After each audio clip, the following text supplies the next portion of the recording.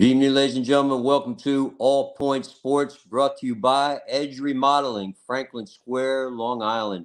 Eddie Edge, fully insured. He's your man, Eddie Edge, for all your home repairs. Long Island, done right, guaranteed. Eddie Edge. Look who's here, JG the Kid. John, how are you? You're in Rapid City, South Dakota. How are you tonight? Doing pretty good, pretty good. I bet you're very happy your Braves came back. They were losing. I turned it on. It was 4-0 Tigers. And then I turned it back later, and the Braves came back 10-7. Yes, when we were down 4-0, I was like, oh, no, not again. We played the Nationals. They were on a 6-game losing streak, and they beat us. And then the game 1 versus Detroit, they're on a 9-game losing streak, and we blew that game in the 9th. Today was a doubleheader, then we went down 4-0, ended up winning 10-7. And then the second game, we won 6-5. So got the doubleheader today. Very nice. So how are the Braves doing right now in the National League? Yep, currently in first place still. We bumped our lead up to 5 games over the Marlins. And so sitting pretty. The Marlins? I thought you were going to say the Mets. Where are the Mets in all this?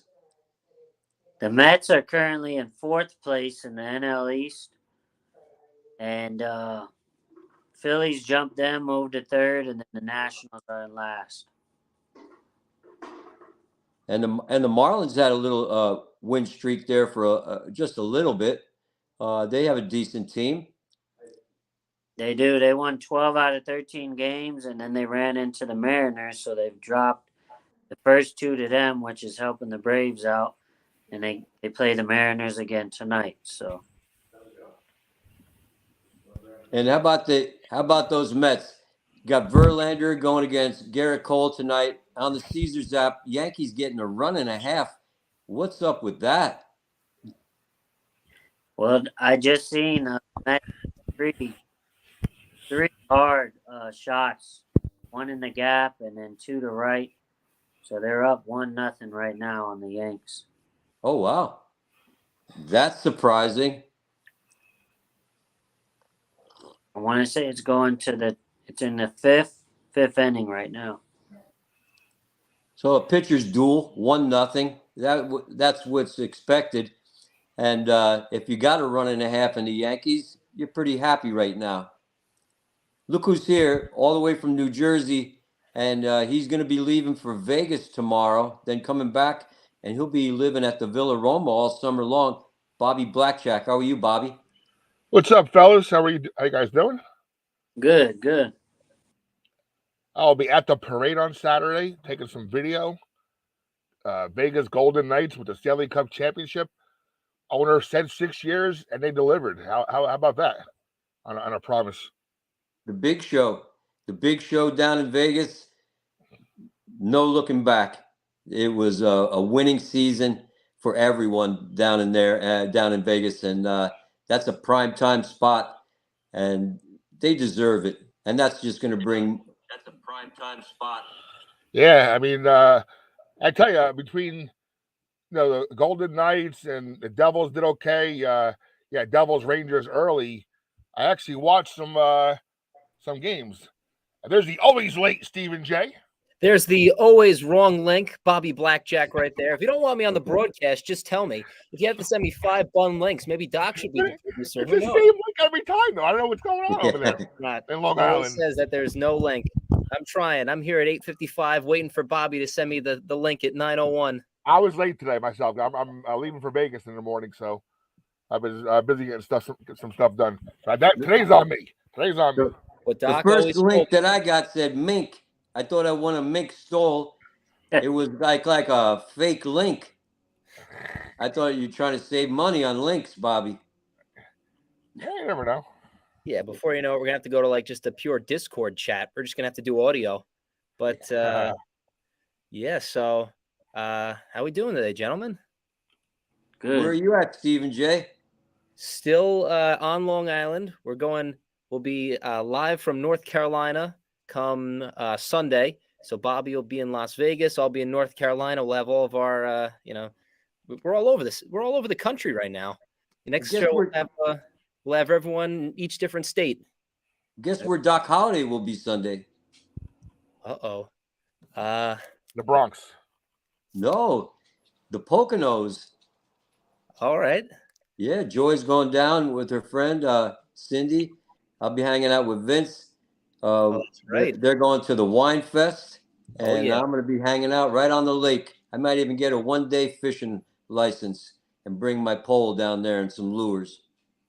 I was in Binghamton this past weekend, and I'm driving across. You see the outlets right before you get to our old resort, and I go, you know what? Let me drive through there and see what's going on there. It was early Friday morning, and I think if you parked right in front of the lodge, you'd be the only one there over the weekend, Doc. So, ghost town over there in the by Lake Harmony. But Miss Joy gonna get the peach wine, right? That's her favorite. Mango. Mango wine. Yes. All right. Well, hey, have a good time, and hopefully by then the Yankees will have wrapped up this Subway Series with a 2-0 sweep. How are they doing right now? Did they tie it up, or is it still the Mets? Right now, the Yankees have a runner at second. We got the young Anthony Volpe up, no outs, top 6. So they're still down 1-0, but they're knocking on the door. Verlander only threw 5 innings going into the 6th. He's got almost 100 pitches. So if we can get to that Mets bullpen early, that could be, sleep tight, early bed at bedtime for Met fans. Is that the same Justin Verlander that was with the Tigers years ago? No, this is a different Verlander. This is bank robber Verlander, the one who steals $45 million from the Mets. This is Came hot weight, though. I'll tell you that. He came to play for the Subway Series, but I think what is it? He's had multiple starts with like 4 earned runs or something. I got to check out the stat, but right now the Mets are in a free fall. Last night wasn't pretty, and I think that's where we got to start there with the Subway Series. We do have a lot to talk about tonight. We have the NBA Finals, of course. We got Subway Series. We got the PGA or the U.S. Open tomorrow. So we got a whole lot to talk about as we enter kind of the dog days of summer. But like we said, U.S. Open tomorrow. Hockey, even Vegas, like Bobby said, but I think we got to start with the good old Subway Series. So, I mean, great win last night, right, Doc? That's right. Big win for the Yankees. You saw a tight game, but the Yankees prevail, and that's the way the Mets season's been going. Keep it close or get blown out. Keep it close and lose or get blown out. So they're still under 500. They still have a chance of coming back, but if the Braves keep playing the way they are, and just some of these other teams, the Mets are, as John said, in 4th place. That's a rough position to be in going into the second half of the season, with the second half coming up, of course, in just a couple of weeks. Well, I've always said that what's his name is highly overrated. He doesn't win any big series. He doesn't win playoff series. So Buck Showalter, bye. Keep this up. You're out of there, buddy. Well, what do you say, John? Because you know what? If you're looking and you see the pitching matchup, and you don't care who's pitching for the Yankees, but if Scherzer is pitching for the Mets, if you are a betting person, that's a sure thing. That's a 90%er, and just to see that name and then go back and look at the box score, you say, what the heck happened to the Mets ace? He's getting rocked, definitely. And when we played him, we had a 5-game lead, so that was like a series for them to get right back into it. And they were up every game by three or more runs. Came back one, swept them, and that was huge for us. And getting to their bullpen, that's exactly what you want, and take care of them. Yeah, if you can get by Scherzer and get to the Mets bullpen, it seems like you have a really good shot at winning the game. We know Stephen J is a big Mets fan. How about it, Stephen J? I mean, I think the rule for the Mets is the higher that you get paid, the worse that you have to play this year. And I think that's definitely the case because, I mean, just look at last night. Max Scherzer, the highest paid player on the team at $43 million. They gave him a 5-1 lead. And for the Mets, we've it has been deja vu all over again, considering the weekend that they just had against the Braves, now against the Yankees after the day off. I mean, they had a 5-1 lead. They were up by a few runs, and they just brought him back in. And Max Scherzer and Justin Verlander of this year, not the Max Scherzer and Justin Verlander. And this is, the bed that the Mets made for themselves. You want to put, almost $50 million each into two pitchers who are going to nearly be 40 years old. That's the way it works. And, blowing these leads, it's all because it all starts with pitching in baseball. And, as great as their payroll is for the pitching staff, they're really getting none in return between Scherzer, Verlander. Senga's really been the only one who's been really a positive for the Mets rotation. Carrasco's been up and down on the IL, and then we haven't even seen Quintana and a couple of these scrubs going up and down for the Mets starting pitching. So it all starts there. And I mean, the Mets, they're not even like the Yankees. The Yankees, you can make the excuse that, both teams coming into the Subway Series, there's nothing like the Subway Series, first of all. I mean, the best series in baseball by far. I don't care that there's no Judge, there's no Alonso. This is what we all come to see. It's going to be a sold-out show for at least 4 games. And, it's always a great sight to see if you're a baseball fan. But, I mean, both teams coming in, they came in limping to the Subway Series between the Yankees and the Mets. The Mets obviously had a more embarrassing showing against the Braves, but it's been rivalry week for both teams. The Yankees lost the series against the Red Sox in very close fashion, losing both games by only 1 run each and then winning one by 1 each. And both are limping in. Mets, it's mostly because of starting pitching and poor hitting. And for the Yankees, it's just injuries. So this was really a gut check for both teams. And the Yankees kind of showed that they're the team that wants to get out of this. And the Mets, they're kind of singing their own somber tune right now. So as far as, both teams, yesterday was a good win for the Yankees. It was one of those poor Severino games. You've seen the good and the bad of him. But, I mean, the more innings that the Yankees bullpen pitches, it seems like, the more likely that they're going to win. So they got that between, I think it was 5 innings out of the Yankees bullpen, only 2 hits. And once again, the choke artists from the Flushing area of New York, the Mets, it's getting ugly quick. And the fact that you won't have Alonso for another month, this team is, they could be out of it before the trade deadline. I mean, they're so what desperate. about They some signed. trades? Hold on, Doc. They're so desperate. They signed. What's his name? Who actually, I like the guy. Who's that guy they signed? The ex-Yankee guy. The 2020 pandemic Yes. MVP and Yes. Luke Voigt. Luke Voigt. I like Luke Voigt. I don't know. Yeah, and I mean, if you want to talk about as the Yankees head into a double play with Stanton, it looks like that'll end the inning, but I think the Yankees tie it at 1-1 after top of the 6th. So we got a tie game at least 1-1. Looks like it's going to come down to maybe the 8th and the 9th inning for this Subway Series, which would be a great finish for the last 2 games. But where are we at? What were you saying, Bobby, about Mets trade deadline, something like that? No, I just I'm want to just know saying who you that, think. Who do you think the Mets could go get that would help them? That's right. They did get Voigt. And even this is how the Mets season's going. Has anyone checked out the Gary Sanchez stat line since he's joined the San Diego Padres? Now, it will not last because we know Gary Sanchez, and we know that when he's hot, he's the best hitter in baseball. And when he's not, he doesn't look like he could play softball behind the Villaroma. So, and they have him at a DH, which he's more comfortable at. But, I mean, I think he has 6 home runs on the year, 5 with the Padres, right? So, I mean, what better medicine than leaving the Mets this time around? But there's not much that you can do. I mean, like I said, the Yankees, we can say that reinforcements are on the way because that's been a very big thorn in our side. It's just that no one seems to stay healthy. For the Mets, what can you say? Can you ask, a 40-year-old pitcher to really do any better? It all starts at the top of the order with Lindor and how much he's getting paid. And, we saw last night just his whole season wrapped up into one at-bat. I believe it was, bases loaded with 1 out. You were facing the Yankees closer in the bottom of the 8th, but that was your chance to really, I mean, he owned the Yankees last year. I think he had a game where he had 2 or 3 home runs in the series. And, maybe it was a little something to get those headlines, those poor headlines off him for at least a night. But Lindor, it's been the start of it. I mean, Alonso can only hit so many home runs and kind of keep this offense afloat. So right now, if you're a Met fan, I was really hoping that we would have had one of our resident Met fans on tonight in a Subway Series little battle. I guess for them, it's probably best that they stay away from the media. Maybe they can like kind of just put their head in the stand like an ostrich during this poor stretch. But it's been a entertaining Subway Series through 1.5 games, and like we said, Doc, yeah, it's the best series. I mean, you might be like a couple years older than us, Doc, but do you have a Subway Series memory that you share with us? I mean, you've seen one or two of these matchups, right?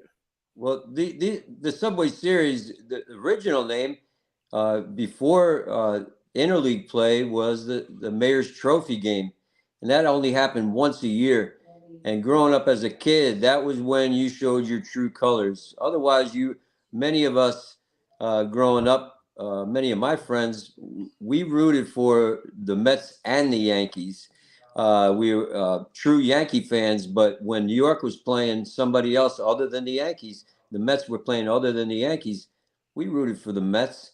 Uh, Eddie Kranepool and Rusty Staub and all those guys.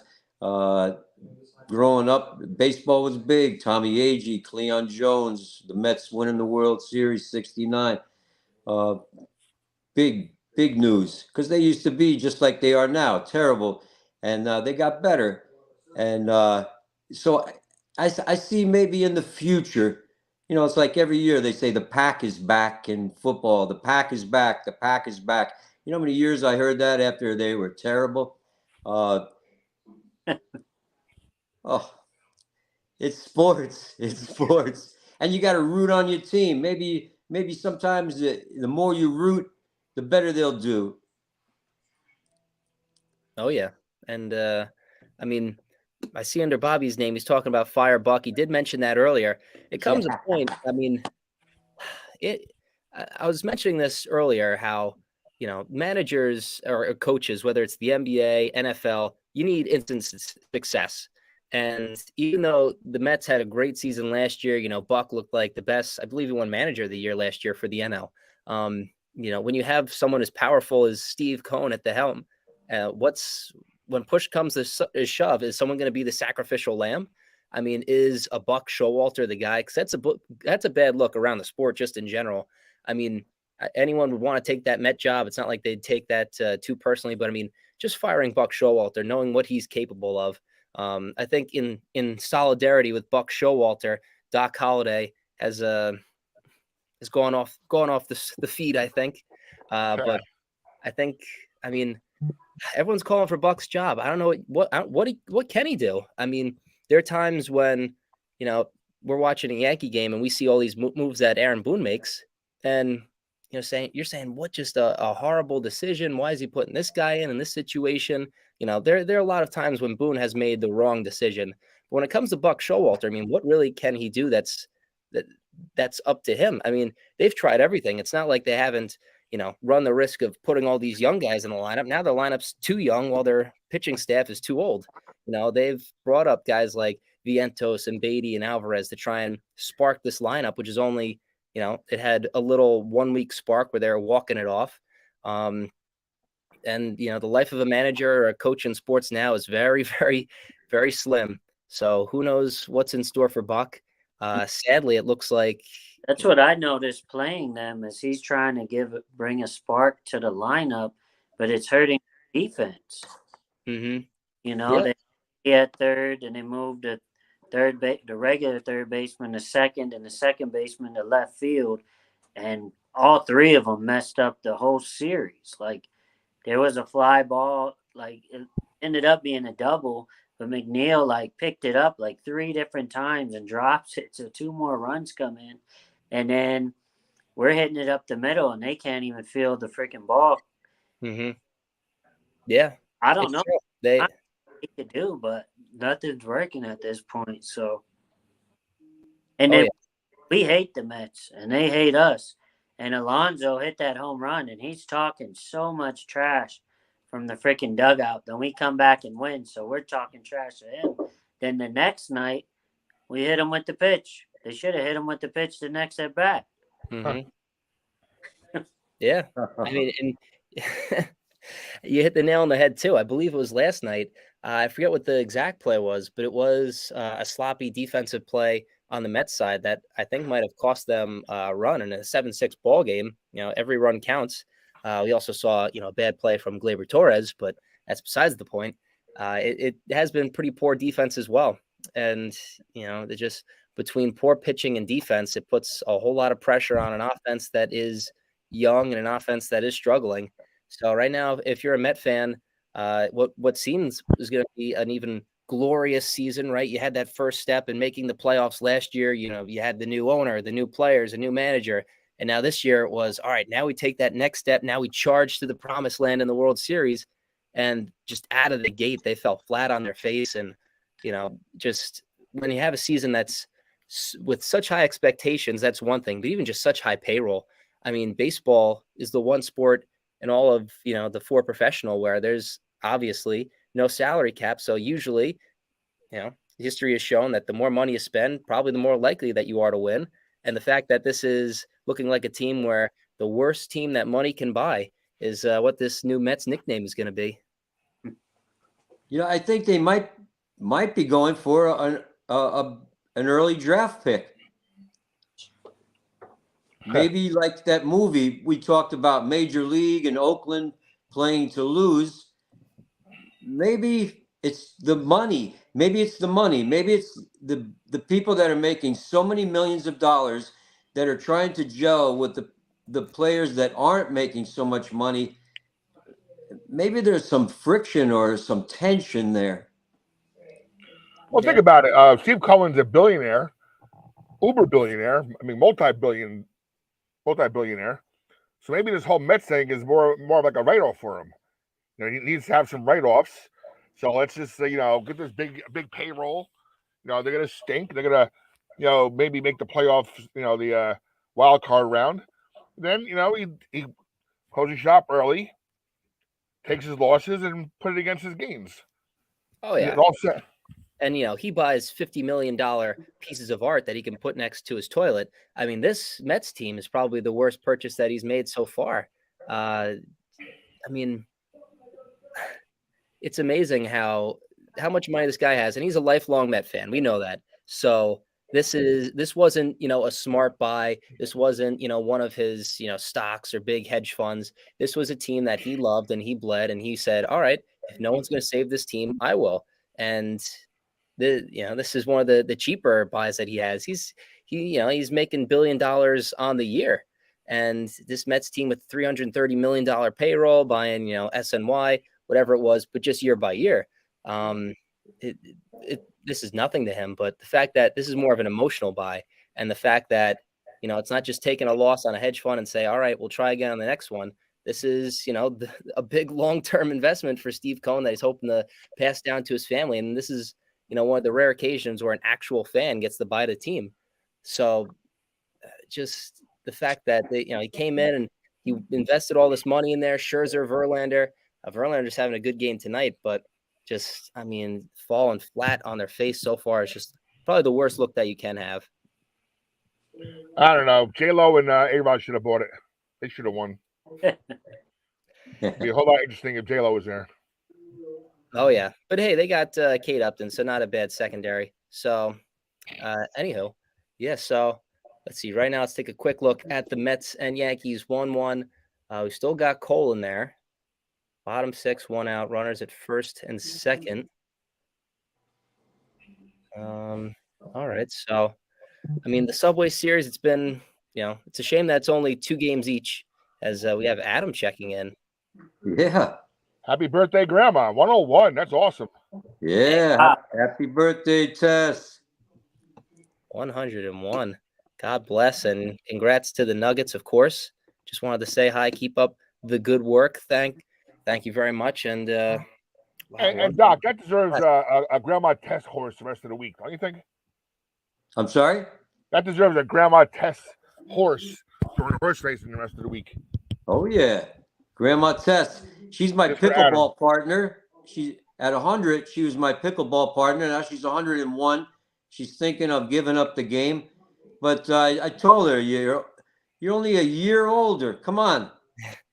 Suck it up and get out there and play ball, pickleball. It's only a number, as they say, right? Yeah, she's in the best shape. She plays bingo. She has a card for life. She got it when she was 95, and she's trying to take advantage of the Villa Roma. The card for life. She wears it proudly. She brings it every time she plays bingo. I don't know if she's ever won a game of bingo, but she is a trooper. She's the best. We call her Doc Tess. She's always checking in on Doc Holliday. She asked me, how am I feeling? Am I sore? I got any pains anywhere? She was in the medical field before, I'm pretty sure. Adam could tell us. I think it's that TB12 method that she's on. No, I said it at the day show yesterday. We had about 600 at the day show. They call it the gray wave. Yeah, they're mostly seniors, the gray wave. But I can tell you this. Callicoon just might be where Ponce de Leon found the fountain of youth. You have all these. There was a lady at the show yesterday. She's going to be 105.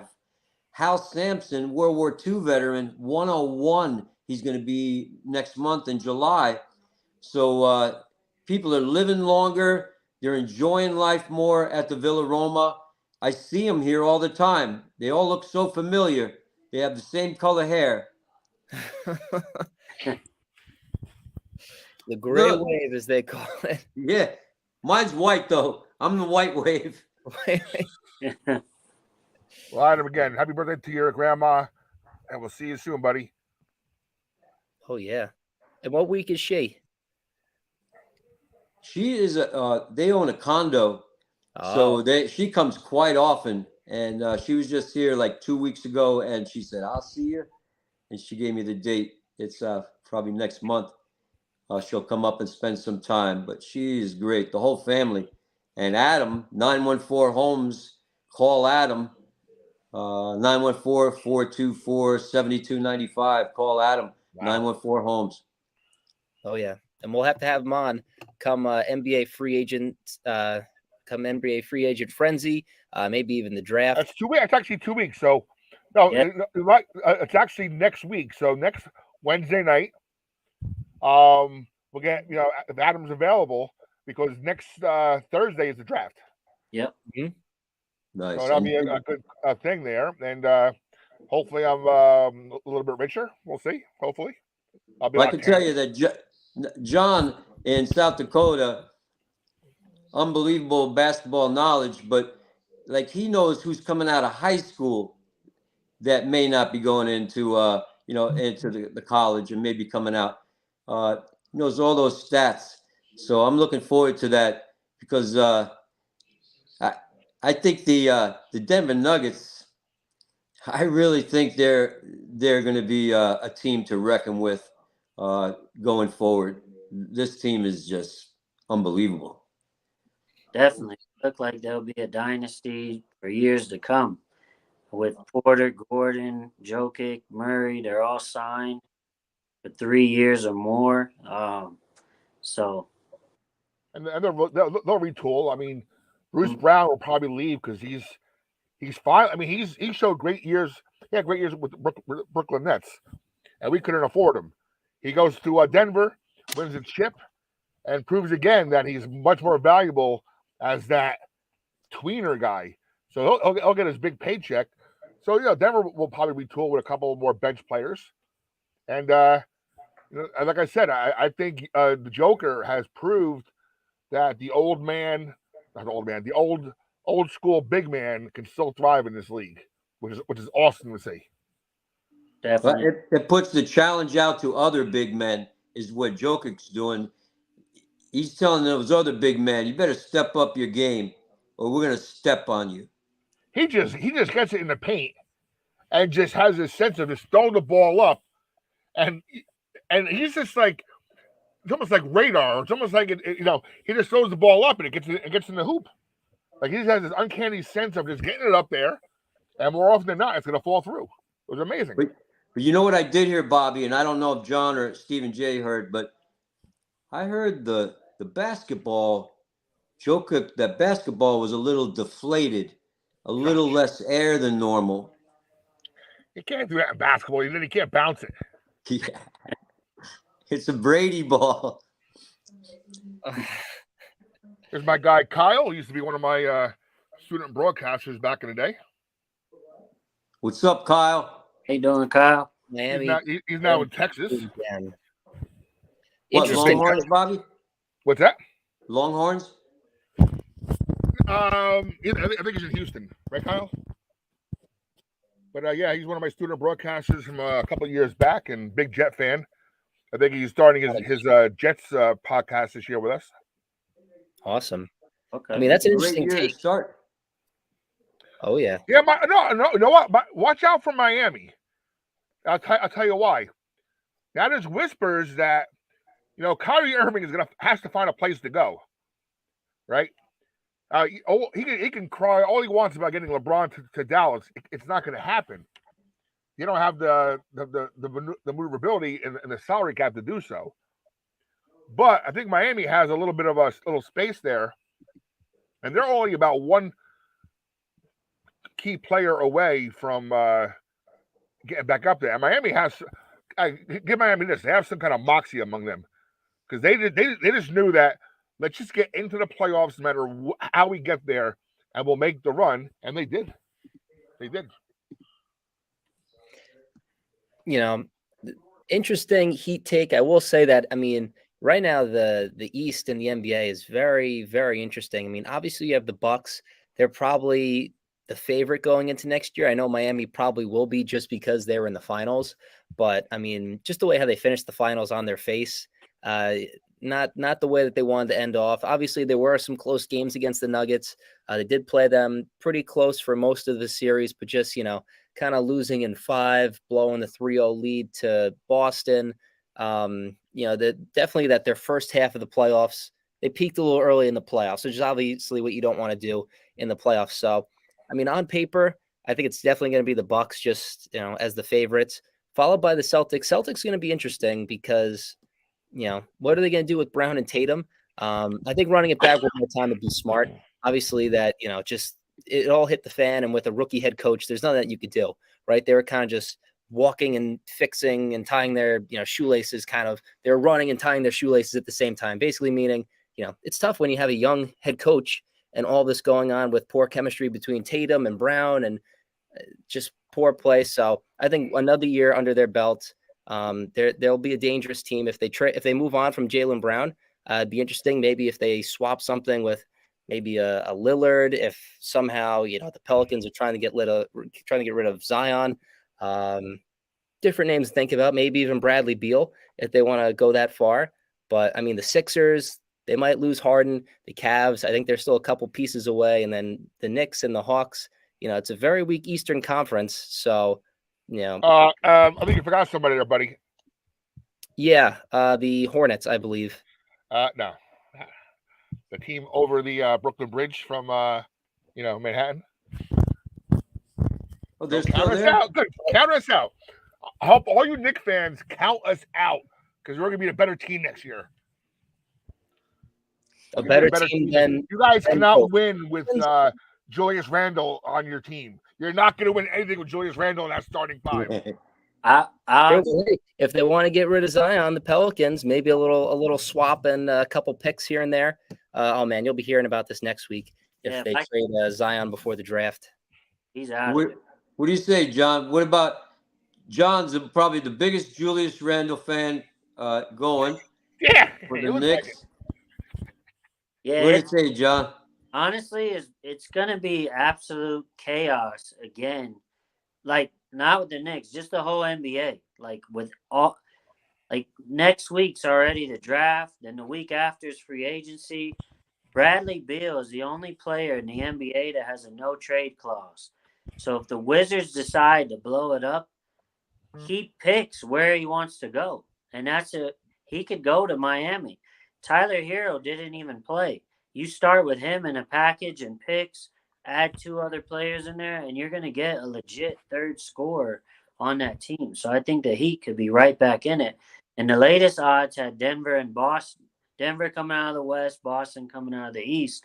But the thing with Boston, what I don't get, is 2 years ago they said they didn't have a point guard. So they go out, they trade for Malcolm Brogdon, then they don't even start him. He went 6th man of the year. They got the point guard, but he doesn't even start.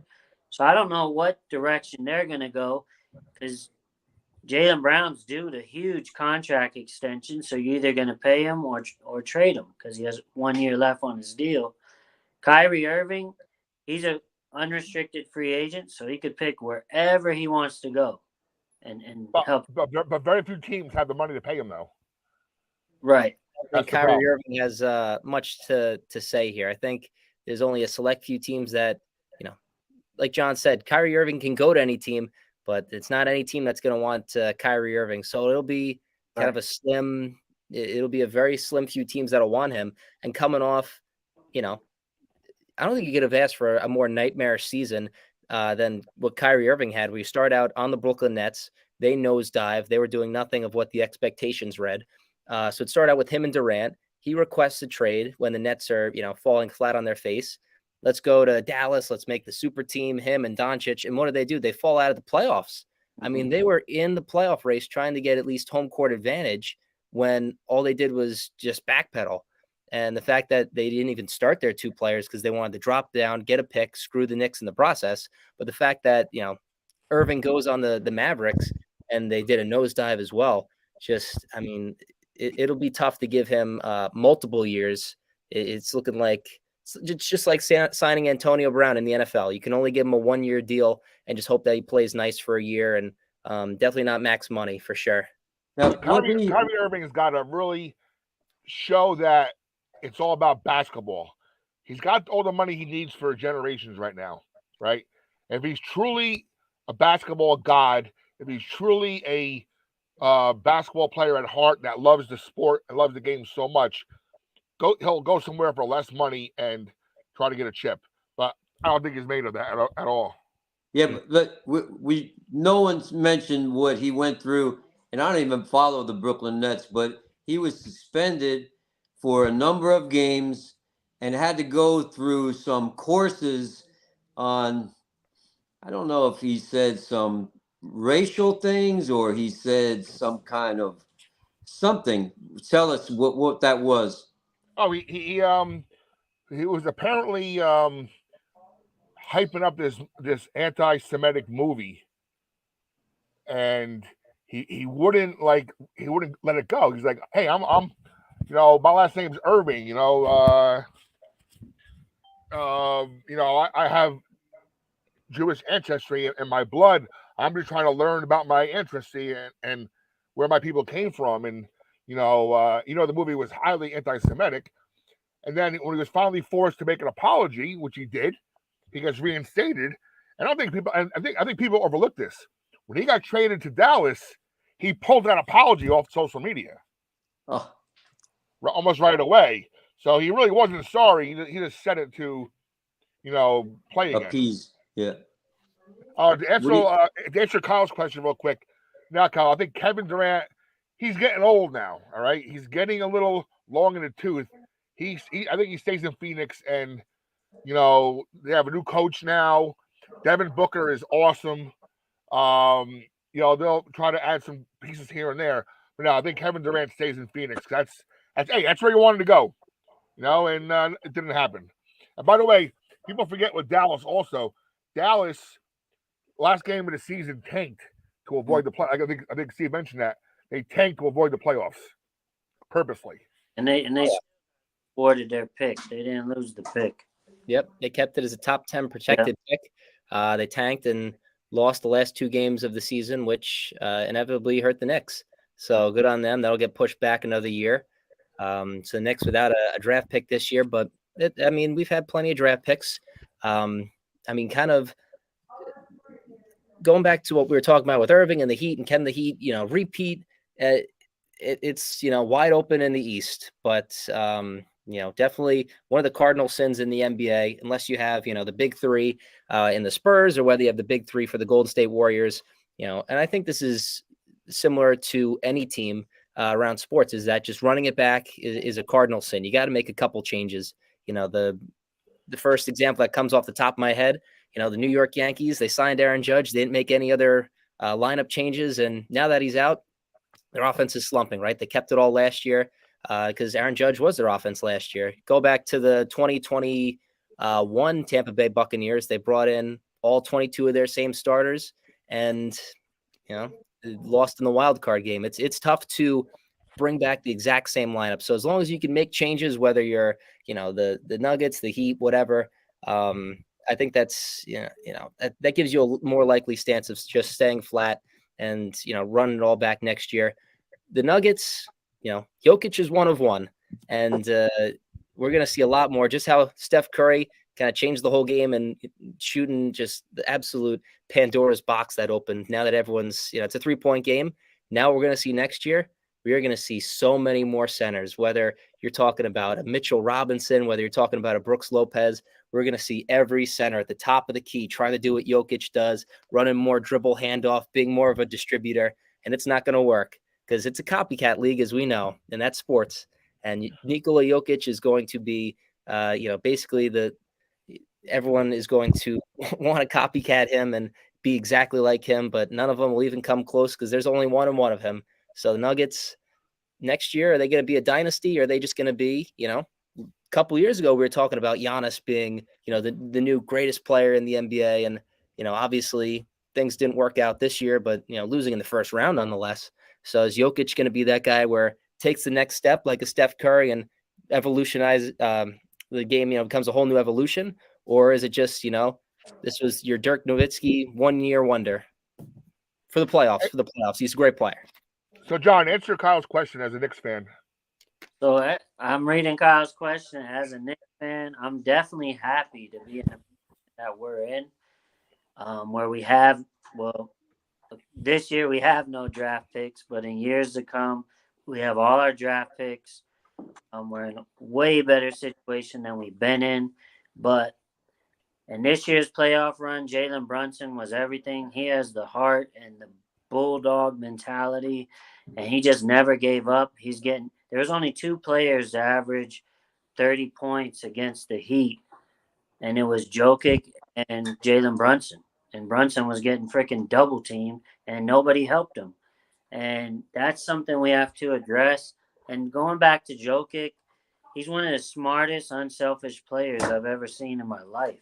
This guy is doubled, gets rid of the ball. He's not like, if people, Knicks fans everywhere are like, oh, Julius Randle could do the same thing.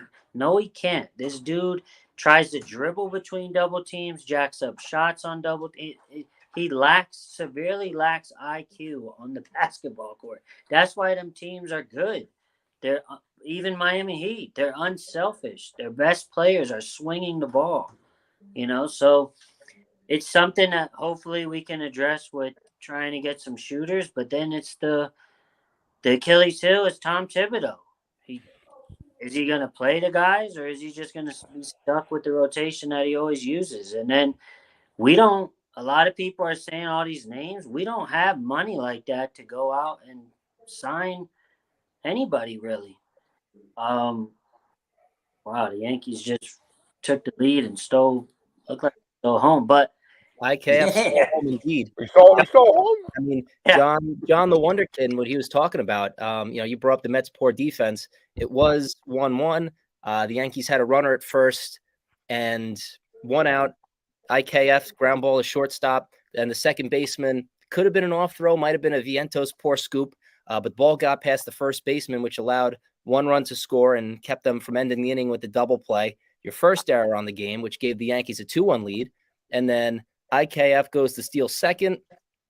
Alvarez throws one into the outfield, brings IKF to third, and then all of a sudden we got IKF, stealing home on a pitch that nearly hit McKinney's head. So just like we called it early in the show, poor defense by the Mets, and my thing is like Buck's trying to go all power with these bats, and he's forgetting that you got to have defense as well, and they can't even get off the freaking field.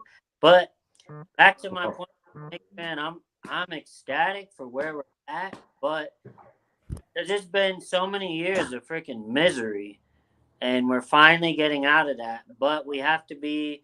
Josh Hart is a big the biggest piece because he has a player option, which he's going to opt out, and he's looking for a longer deal, which I hope they do bring him back. And then Derrick Rose as a team option, which we could let him go and now save like 16 million, but they just gave RJ Barrett the contract extension, so that money is going to go to him. So it kind of, unless they could try to trade Evan Fournier, who's in the last year of his deal, 18 million, and free up something to just. That's the only way we can improve is by trade. We're going to have to try to do something, and then it's tough because I really like Mitchell Robinson, but he gives you nothing on the offensive end except an alley-oop dunk. He can't even shoot a jump hook with his right or left hand, and it hinders you on offense. Kind of like me. I can't do a jump hook either. But you can dunk just as good at Bobby. Don't sell yourself too short. Yeah, if the rim's like 6 feet high. Hey, John, quick question. You mentioned before the futures for next season with Denver and Boston being the top in each conference. Yes. By chance, do you recall where Sacramento was? Are they being overlooked again? They were. They didn't even have them in the top 6. I think they were 8th. Let's go, Doc. Let's put some money down now. Sacramento, baby. Let's put it down now. Yeah. They're like half a player away. I think they're a team that is going to be overlooked again because they lost in the first round, right? First round, right? They lost. They went to game 7 games to Golden State, but they learned so much about themselves in that 7-game series. Yes, first round. That people are going to overlook them once again, and they are already in the future bets, and they're going to make a move or two and be right back in there again. Yeah, now that's an exciting team to watch. That's a real fun team to watch too. According to Caesars, they're the number 12 favorite to win the championship, which is low at plus 2,500. So that's a scary number, or that's a startling number. I mean, considering that you have teams like the Mavericks, the Clippers, and the Grizzlies with better odds than the Kings, and they're right there with the Pelicans and the Cavs. So that's certainly interesting. Not sure if Vegas knows something that we don't, or maybe they just think that a little too young a team. But plus 2,500, I don't know. That might be too good of a bet to pass up on. Yeah. Matter of fact, I'm staying in Caesars. So I'll find out. I'll find out what's going on. I'm staying in Caesars this weekend. Yeah, Vegas hasn't been too smart lately. They were given, before the game started, the Yankees a run and a half. Why? They're playing the Mets. They should have been given a run and a half. Oh, yeah. And why? Because there was that Shea, Steven? Is that why? Say it again? Was it because it was that Shea, or because it was Verlander? Verlander, probably, because he shuts us down. But you got Cole going against Verlander. Yeah, I think it's just the judgeless Yankees playing at Citi Field, so the Mets getting less licks, probably why the 1.5 kicks in. I mean, interesting for sure that the Yankees are underdogs, but I mean, this is the week where Steve Cohen's patience kind of gets tested. I mean, getting embarrassed by the Braves, and then a very lowly Pirates team, and now you have the Yankees that you're missing out on. I mean, who knows? It's all hands on deck, and anything can happen at the drop of a hat. So, I mean, who's safe, who's not, who's on the way out? I mean, this Mets team, like I said, the worst team that money can buy at $330 million. I'll tell you, speaking of the Yankees real quick, IKF is quietly having himself a great month and a half. So all of a sudden, the guy's not in the spotlight anymore. Now he's doing the little things. I mean, he made the last out last night in center field, right? On a drive. Mm-hmm. He's playing everywhere. He's getting the clutch hits. Now he steals home today. So that's the guy they thought they were getting. And you know what? Maybe the guy wasn't a full-time shortstop, but he's a hell of a utility player. And right now, the Yankees are working with an outfield of Billy McKinney, Isaiah Kiner-Falefa, and either like a combination of, we had Cordero, Willie Calhoun, or right now Jake Bowers. So a really sexy outfield for the Yankees right now. What everyone thought, almost equivalent to the Stanton Bader and Judge outfield right now. But hey, I mean, let's keep riding this IKF wave. He's kind of being what we thought year 2 Oswaldo was going to be. And considering that Oswaldo has been one of the more disappointing young players in year 2, we get it's the sophomore slump, but it's nice to know that someone like IKF, I mean, even like I said, Bowers and McKinney are contributing, but IKF is probably the likeliest to stay on the major league roster. So maybe put him in left field when Judge and Bader come back. And like you said, he plays everywhere. So it's been a pleasant surprise knowing that he showed some guts after a very gutless season last year, where he lost his job, he got demoted, and he took it all in stride, and now becoming an asset to the team. Plays good outfield too. Considering that he's a Gold Glover at third, horrendous shortstop, but even just kind of being thrown in the outfield, he's been able to hold his own there. So him, Judge, and Bader, I mean, that's defensively, that's a extraordinary outfield. And I know that if you're a Met fan, cover your ears. They're going like, defense. What's that? Look it up in the dictionary. But so, Doc, he of the white hair and our elder statesman of the group, the wise one. If you were Brian Cashman with Anthony Volpe, Raza raking in AAA. It's a He's tough, shaking his head there. tough call. It's a tough call for any general manager, because this kid, if given a chance, sometimes it's the injuries to the ball club that allow a young player to come on board. They can prove themselves. But then sometimes when they're put in the slot, that the media, the New York media and the New York fans are the toughest of any city. It's a major market, and they expect those players to go out on the field and win. You know how upset those Mets fans are that the way they're playing? Like Steven said, this is a multi-million dollars that are being spent, and there's expectations. So when it comes to a Volpe, I say give him a shot. Give the kid a shot. Let him play ball. If you come down on him, even this IKF, stealing home is only going to buy him about 5 days with the New York fans, because if he goes into a slump, they're going to want his head.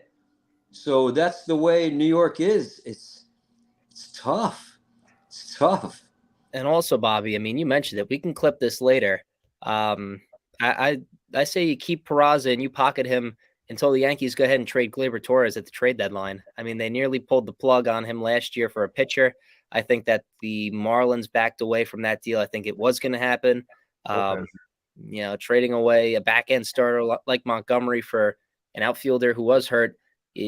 Cashman's smart enough to know that, to just take away a roster spot, basically, take away a number 4 or 5 pitcher just out of the rotation, and you don't even get a replacement for him. You have to, basically we're using Clark Schmidt as the kind of back-end starter along with Herman, but there's a very high chance that Gleyber definitely could be in a different uniform come the end of the year, considering that, I mean, last night, the Yankee game, how is Zach Gleyber cost them the game? He's had a lot of defensive lapses that are very costly for the Yankees, and just bad games in general, where he won't just have, one bad play.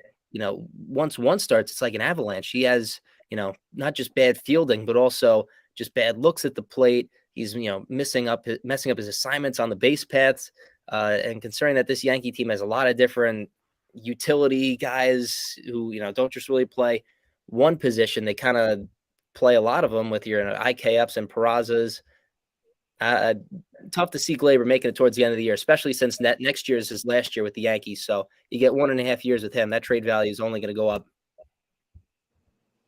And I have to say too is, and I don't remember the exact year, but I go back to the Atlanta Braves and watching the Atlanta Braves, and this is a year that the Atlanta Braves, they were not going to make the playoffs. Do you know who they brought up that year? These young pitchers, the John Smoltz, Glavine. They brought them up later in the season, knowing they weren't going to make it, and these pitchers turned out to be, they wouldn't have got a shot otherwise. They would have been in minor league ball. So I take my hat off to a team like that that's going to give a shot to a younger player that maybe it's their time to step up. And sometimes if you stick with someone too long, so that's where it's a gamble. You know, John, you remember them coming into the league. They just dominated after that. Maddox, Smoltz, Glavin. Oh gosh, Dangerous. painting the corners. You know, that strike on the corner, almost unhittable balls. Just painting the corners. And I used to hate playing that team. Oh man, what a team with the pitching. So that's what we expect in New York. Like what's crazy with us So I right was now, watching the STL from home. That was pretty awesome. we're still hanging on to first, and our top two starters are on 60-day DL. Freed just got moved to the 60-day, so that's what they're doing. Some of it is bullpen games, some of it is a guy from AAA. They called Smith Scheuer, double last name, youngest player in baseball, 20 years old. They call him up. He pitches in the 8th inning, like shuts everybody down versus Arizona. The next time he's starting the game, pitched 5 innings. He allowed 1 run. Like, shoot, leave him in the rotation. Yes. See what he got. So, and then even Acuna today, he homers in both games of the doubleheader. He bats freaking leadoff. People talk about his RBIs, but he bats leadoff. Don't worry about the RBI. He gets on base, 28 steals. Matt Olson's in the 2-hole, which I thought he would light it up this year. He's kind of struggling, but other than that, like our lineup up and down, top 9, like even Orlando Arcia bats 8th. He's second on the team in average, and everybody thought that was going to be a hole with Dansby Swanson getting paid going to the Cubs. Arcia is barely making anything, and he's killing it. Yep. And I mean, you said it. What makes the Dodgers are the prime example of this, but even the Braves at this point, where, it's 162 games. It's very tough to just keep a whole lineup of 9 and same 5 starters. Just how the Braves keep constantly churning out just brand new starters. I mean, last year, like you said, you lose Dansby Swanson, one of the better shortstops last year, had a career year, and then you just change him to Arcia, and it's like they didn't even skip a beat. If anything, he's putting up better numbers. Their pitchers last year done great. Half of them this year aren't even pitching. It just next man up, as they say. And, it's kind of like the Dodgers, where all just these different guys, all these no names sometimes, but they just keep bringing in all these different guys from either, picking them up from waivers, from AAA. Just talent keeps generating, and they keep churning it out, quality players. And the Braves have been right there at the top of just putting out, all right, next man up. And they've been really impressive with it. And it's probably going to bring them to another pennant this year, because they're probably my pick at this point. At the beginning of the year, I picked the Padres, and boy, was I wrong about that. So I might have to still hanging on. But if I didn't pick the Padres, I think now would be a good time to say my bad and go Braves. And even our bullpen is like just been terrible. We're 3rd in baseball with 13 blown saves. So cut half of that down, and you're right up there, like killing it. But I mean, it happens. So we bounced back today and won the doubleheader. So I can tell you this, something about when it comes to age, okay? When you have 40-year-old players, there's 2 things to think about. First of all, how is that player he's a major leaguer. He's, yes, taking care of himself very well professionally, and has all the best doctors and nutrition and everything. But when you hit that age, you just have to worry about making it on the field, not just your performance, but then the little aches and pains, and it takes longer to get ready, and the everyday.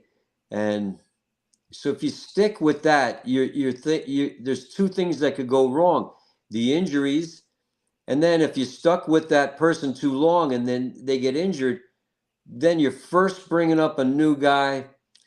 You got to bring those new guys in systematically. You just can't wait till you just fall apart. You have to plan. I don't see any planning with the Mets. I see money thrown into baseball to buy the so-called best team in baseball. Oh, the Mets, yeah, we're going to win the World Series. You know, I even have them winning the division, Mets Jets, on a 2-sport bet. And boy, was I wrong. You know, unless a miracle, you know, maybe global warming will take over, and maybe the Mets something will happen, And or maybe they this year, take Aaron Rodgers, you know, they're go into darkness for at least a week, come back out, play the rest of the season. Maybe they'll be the best. Mm-hmm. And a little Yankees Mets update. Ron Mariacho just plunked Nimmo with the bases loaded. So you saw the bases loaded. It's bottom 7 with 2 outs, but it's now 3-2 Mets with Starling Marte up at the plate. So if Yankees can work out of this jam, it's going to be another couple of innings from the bullpen. As I think it was Cordero who started the inning, and he let a couple guys on base, and I think Boone let Cordero in for one batter too many and left them loaded. So we're going to need another straight Houdini late game bases loaded disappearing act from our bullpen for just an update there. But I mean, the Mets, Sandy Alderson, it mostly his team, a little bit of Brody, but they have young bats, right? So that's not the problem.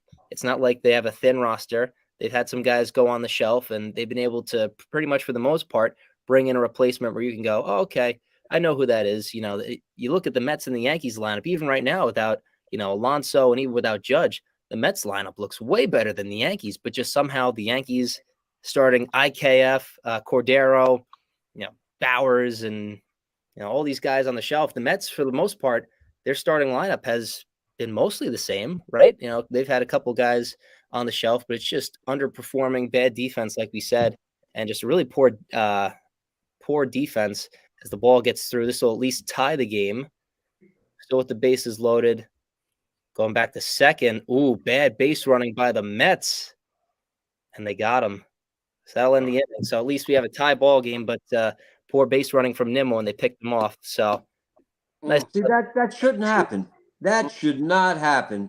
Not in a Subway Series. Not a stealing of home. Errors. We look like geniuses right now. We're talking about the Mets' ineptitude. We're talking about poor defense, poor base running, and right before our eyes. It's not like, we have to pull something out of our rear ends. It's right in front of us. I feel like Michael K on the call right now with all these guys in the booth. But so it looks like it was. By the way, did you guys see that? Did you see what's his name getting plunked by the foul ball? John Sterling. Was that for real, or was that a? Yeah, that was pretty nasty, man. That was for a real. guy who was 80-something years old. He hung in there and kept going. Hit him in the eye. Hit him in the eye, Bob? Right in the forehead. Oof. And he kept going for 83 years old, man. I give him credit for that. Oh yeah, he's a trooper. Now, I think the ball bounced before it hit him, right? I don't know. I just saw the video. I think he made a little too much of it. 83 years old. I mean, John Sterling, he had the record for. I have to look this up. I mean, obviously he's been the Yankees, radio announcer. He's 83 years old, but he was like, I mean, he is basically the radio Vince Scully, but he called 5,060 consecutive games for the Yankees. That was before he took a couple game break, I think during the pandemic, I believe. But called over. He had the pandemic where his triplets graduated high school, I think, or something. Mm-hmm. He has a young family, so he took off for that, and then a couple COVID things where he just didn't want to travel. Mm-hmm. Yeah, so I mean, going back from 1989 to 2019, the fact that he's still doing what he's doing. They called out Nimmo. Interesting call. I think that was kind of if they called him safe and they saw the replay, they probably would have called him safe.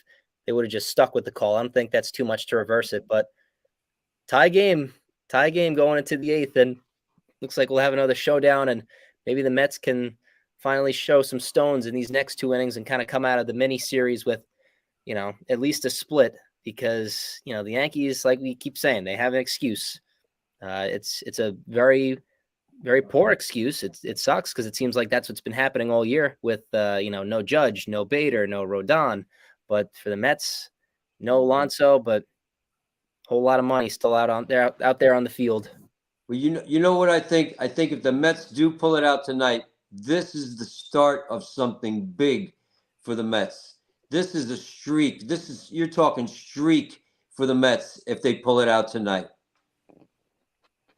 In a season that has been cursed by Edwin Diaz. In fact, this is an automatic. I say if the Mets pull it out tonight, you go to the Caesars app any day the Mets play from here on out. You go Mets. Rest of the season, automatic. Oh yeah. And speaking of the Caesars app, Doc, getting into it, do we have any favorites for you for the U.S. Open that starts tomorrow out in California? I did make my U.S. Open plays with a little insurance, Caesars insurance. So if the player does not win, if he finishes top 5, then you still make out. Wow. I got to go back, and they don't normally win back-to-back. But this guy, there's something about the way he plays golf. I just kind of like it. Victor Hovland, he's a plus 1,200 as of this morning. I like the way he plays golf. He's on the Caesars app, probably rated in the top maybe 8, 7 golfers. A little lower, I like a Sunjay M. This golfer if he could keep it together for the 4 days, you might see him on top of the leaderboard a little early. He doesn't normally hang in there, but this is a golfer that if he puts it together, I could see him going all the way, and I took a shot with him. I like a Jordan Spieth as well. Most players will go Scotty Scheffler, John Rahm. I don't know. They could be beat. What do you say, Stephen J? All right, Bobby, you're going to have to mute me because I have so much on this U.S. Open that I love. First major of this golf course in forever. The first major ever here, but really the first official golf tournament that they played. They played like a mini U.S. versus the European in 2017, but first time out in California in this course. So it's not, like a Pebble Beach where they keep returning to, not a Shinnecock where all these players know them. None of these players have ever really played there in an actual tournament, unless you're a California kid like a Schauffele or a Homa who has played there in college. But this is a really interesting course because obviously it's the U.S. Open. And I think our boy Volpe hits a double right here at the top of the 8th to get on. So keep him in New York, Volpe. All right. Keep it going. And, this U.S. Open course, it's going to be the same thing, right? You want to have big, rough, fast greens, and the USGA has certainly made that possible. And they have some crazy, crazy golf holes. They have almost a 300-yard par 3. And they have a possible 80-yard par 3. And there's some. That's my kind of hole. It's an 80-yard. Yeah. Yeah. So the fact that, it's such a wild course in the fact that it's wide fairways, but you have to be pinpoint with it. If you've seen the videos of the rough, it's insane. I think it was Brooks Koepka who said that really there are only 20 to 30 guys who can win a major. Who can realistically win a major, each major, right? You don't have to get too cute with it. Realistically, that there are like 20 to 30 guys who you're going to say, all right, that's it, not getting fancy. For the U.S. Open, it's really only 6 to 8 golfers. I mean, you look back at the history, there hasn't really been a breakout guy because it's such a tough course and it's just as mental as it is physical. So my pick for the U.S. Open, I'm not getting fancy. I try to be too cute with it sometimes. I've paid the price the last 2 majors. I got to go with my boy Scotty Scheffler here. A lot of people are picking Rahm, which is probably the best tee to green player. I'm going Scheffler just because he's had the best. Rahm's won 4 times, but Scheffler's been in there in contention for every major and every top tournament. as long as his putter talks. That's been kind of his the thorn in his side with his putter. So I'm going Scotty Scheffler. I just, we'll keep it simple. But, I mean, it's either a Scheffler or Rahm. I do like a Spieth. Spieth had a wrist injury early on in the year, and then how does he respond? He finished top 10 at the PGA and a top 5 at the Memorial. Spieth is definitely on the right track. He's another mental warrior who could possibly, fight through this very difficult golf course. If I was going kind of outside the book, I would go Tyrell Hatton, but Scotty Scheffler is my pick. And Scotty Scheffler has made Doc Holliday some money. So he needs to make me some money now too. He can't just be greedy and have one person. I'll have to pop in there with a Scheffler. I also, I didn't say this before, but Max Homa, you had mentioned his name. I like the fact that he's played California before. Oh, yeah. This course actually mirrors, I believe, some of the European courses with a very tough rough. It's weather's going to play a big part of it. If they should get some high winds, it's a very tough. You could see some very low scores, high scores as far as golf goes. In this one, you're not. I don't think you're going to see 18 under, 20 under, something like this. Oh, yeah. So Doc, I have a question for you. Tough. So Doc, on the Caesars app, are you reading? What are the odds that a fight breaks out between the Live and the PGA golfers? Well, this weekend? that's what I was odds on that? I was just thinking of this, and Stephen J will tell you more about it. But the news did come out, and we had talked about it last week. You had PGA golfers that stayed. They were loyal to the PGA. They were offered big, big bucks to leave. And the golfers that did take the money and go. So tell us what's going to happen with those golfers that were loyal to the PGA, Stephen. I mean, they're just going to be guaranteed bigger payouts. It'll be tough to, give them like a reparations check or whatever. Going back, I checked, it was 1 year ago, basically today, where Donald Trump was told the media, he says, these PGA players better go to Live quick and get that paycheck because they'll be bought out real soon. And I mean, he called it right nail on the head. 1 year later, here we are. No one's happy. I mean, I think it was Rahm who said today that he feels like he's been just betrayed by management. Like I mentioned, heard they're going to go for part ownership, Stephen. This is what I heard, that this is in the works, that these players might be rewarded with part ownership in this in the venture. It could be possible. Just the way that there's so much money out there with the Saudi Arabian fund with the PIV. I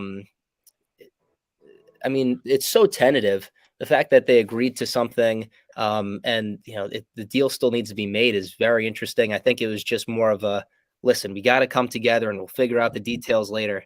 It's the first problem is they got to get it through Congress, but because they're looking into the Saudi Arabian background, if they want that, and the whole sports washing, what they're calling it. So just what's going on here, you have to assume that would pass, considering that they wouldn't go through all this trouble and headache just for it to be struck down. So they have to know something that we don't. But it's looking like maybe Buck could get thrown out here. Maybe he's yelling at the umpire about something. But like I mentioned earlier, it's a mental game with golf, and maybe these Live guys are feeling a little more confident. Maybe they're walking with a little bit more pep in their step, they're the big man on campus. Just because. Tell you, Steve, these Live guys are going to walk in like Rodney Dangerfield in Caddyshack. Yeah, they're just going to walk in with their chest pumped, and because they're going to be richer. It's like Verlander, the $1 million man. He's 40 years old. Come on.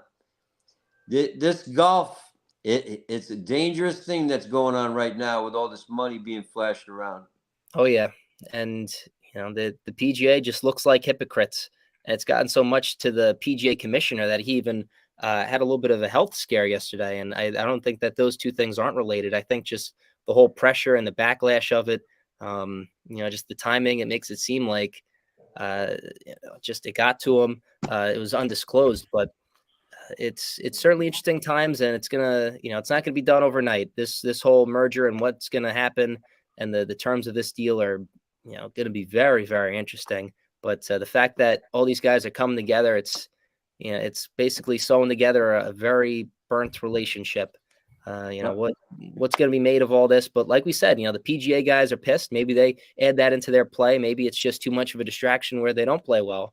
But the Live guys certainly have a little bit of a mental edge here. If they're guys like Phil and Bryson that really have been big spokesperson for Live, where a guy like Brooks is just out there to golf no matter what league he's for. You know what, Steve?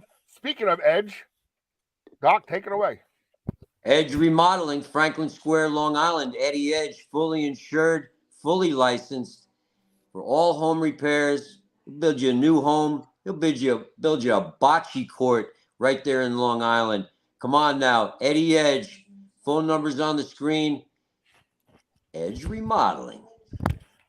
That's the question. Is he going to rebuild the bocce courts of Villa Roma? Eddie, if there's one guy that could rebuild the bocce courts, that would be Eddie Edge. In fact, I was going to talk to Eddie. Maybe we could work out a deal. Maybe right here with the view in the backyard. That's the perfect place for a private bocce court with that view of the mountains in the background of the Catskills. That'd be the money court, we'll call it. Yeah, the money where you go up and play with the rooster as a trophy. Yeah. Maybe he can build a pickleball court. I know a lady who is 101 years young who could use a new pickleball court. Maybe he can do that on the spot. Maybe pickleball. Who knows? That's right.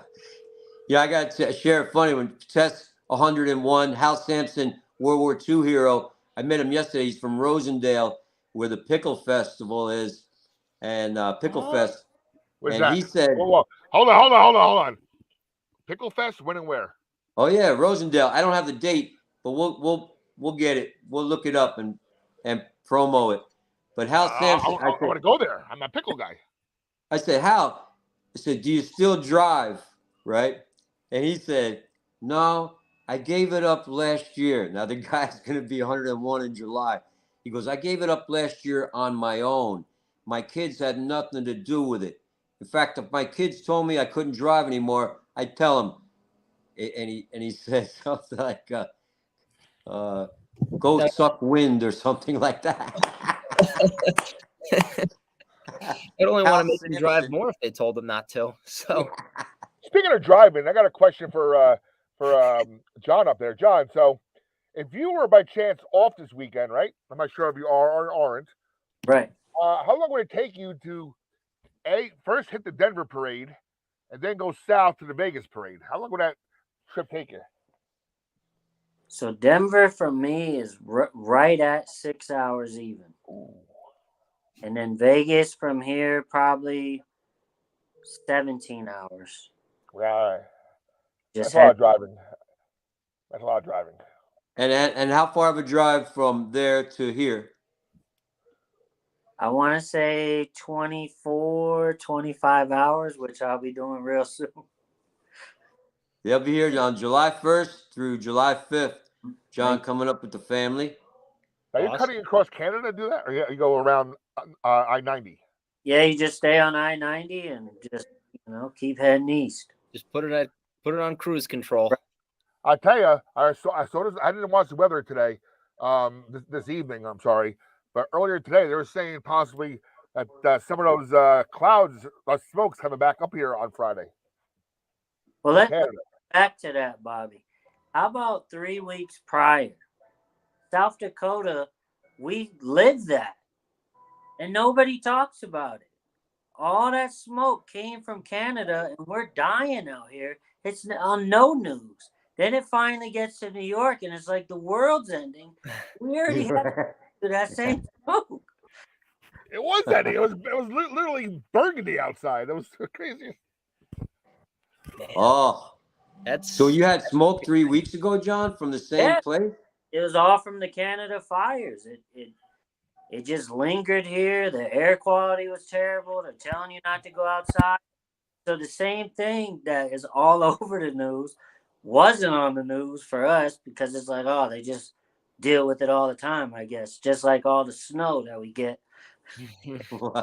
in the winter. But yeah, it was just crazy. And it finally makes it to New York. It was pretty cool seeing those pictures and the, the red skies and the smoke everywhere. But we just dealt with that. Yeah, you had it before as well from the California fires, and I remember that. And I have the weather on my app, of Callicoon, Rapid City. So I look at Rapid City, and it said 75 and smoky.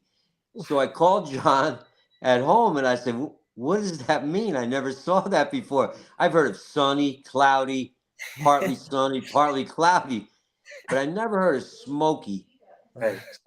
So then I found out it was from the fires. Wow. And that time it was California wildfires, and this time it all started in Canada and just started lingering its way down. So they I'm expected. real quick, I'm telling you, I'm looking at the weather here. What the hell what happened to summer?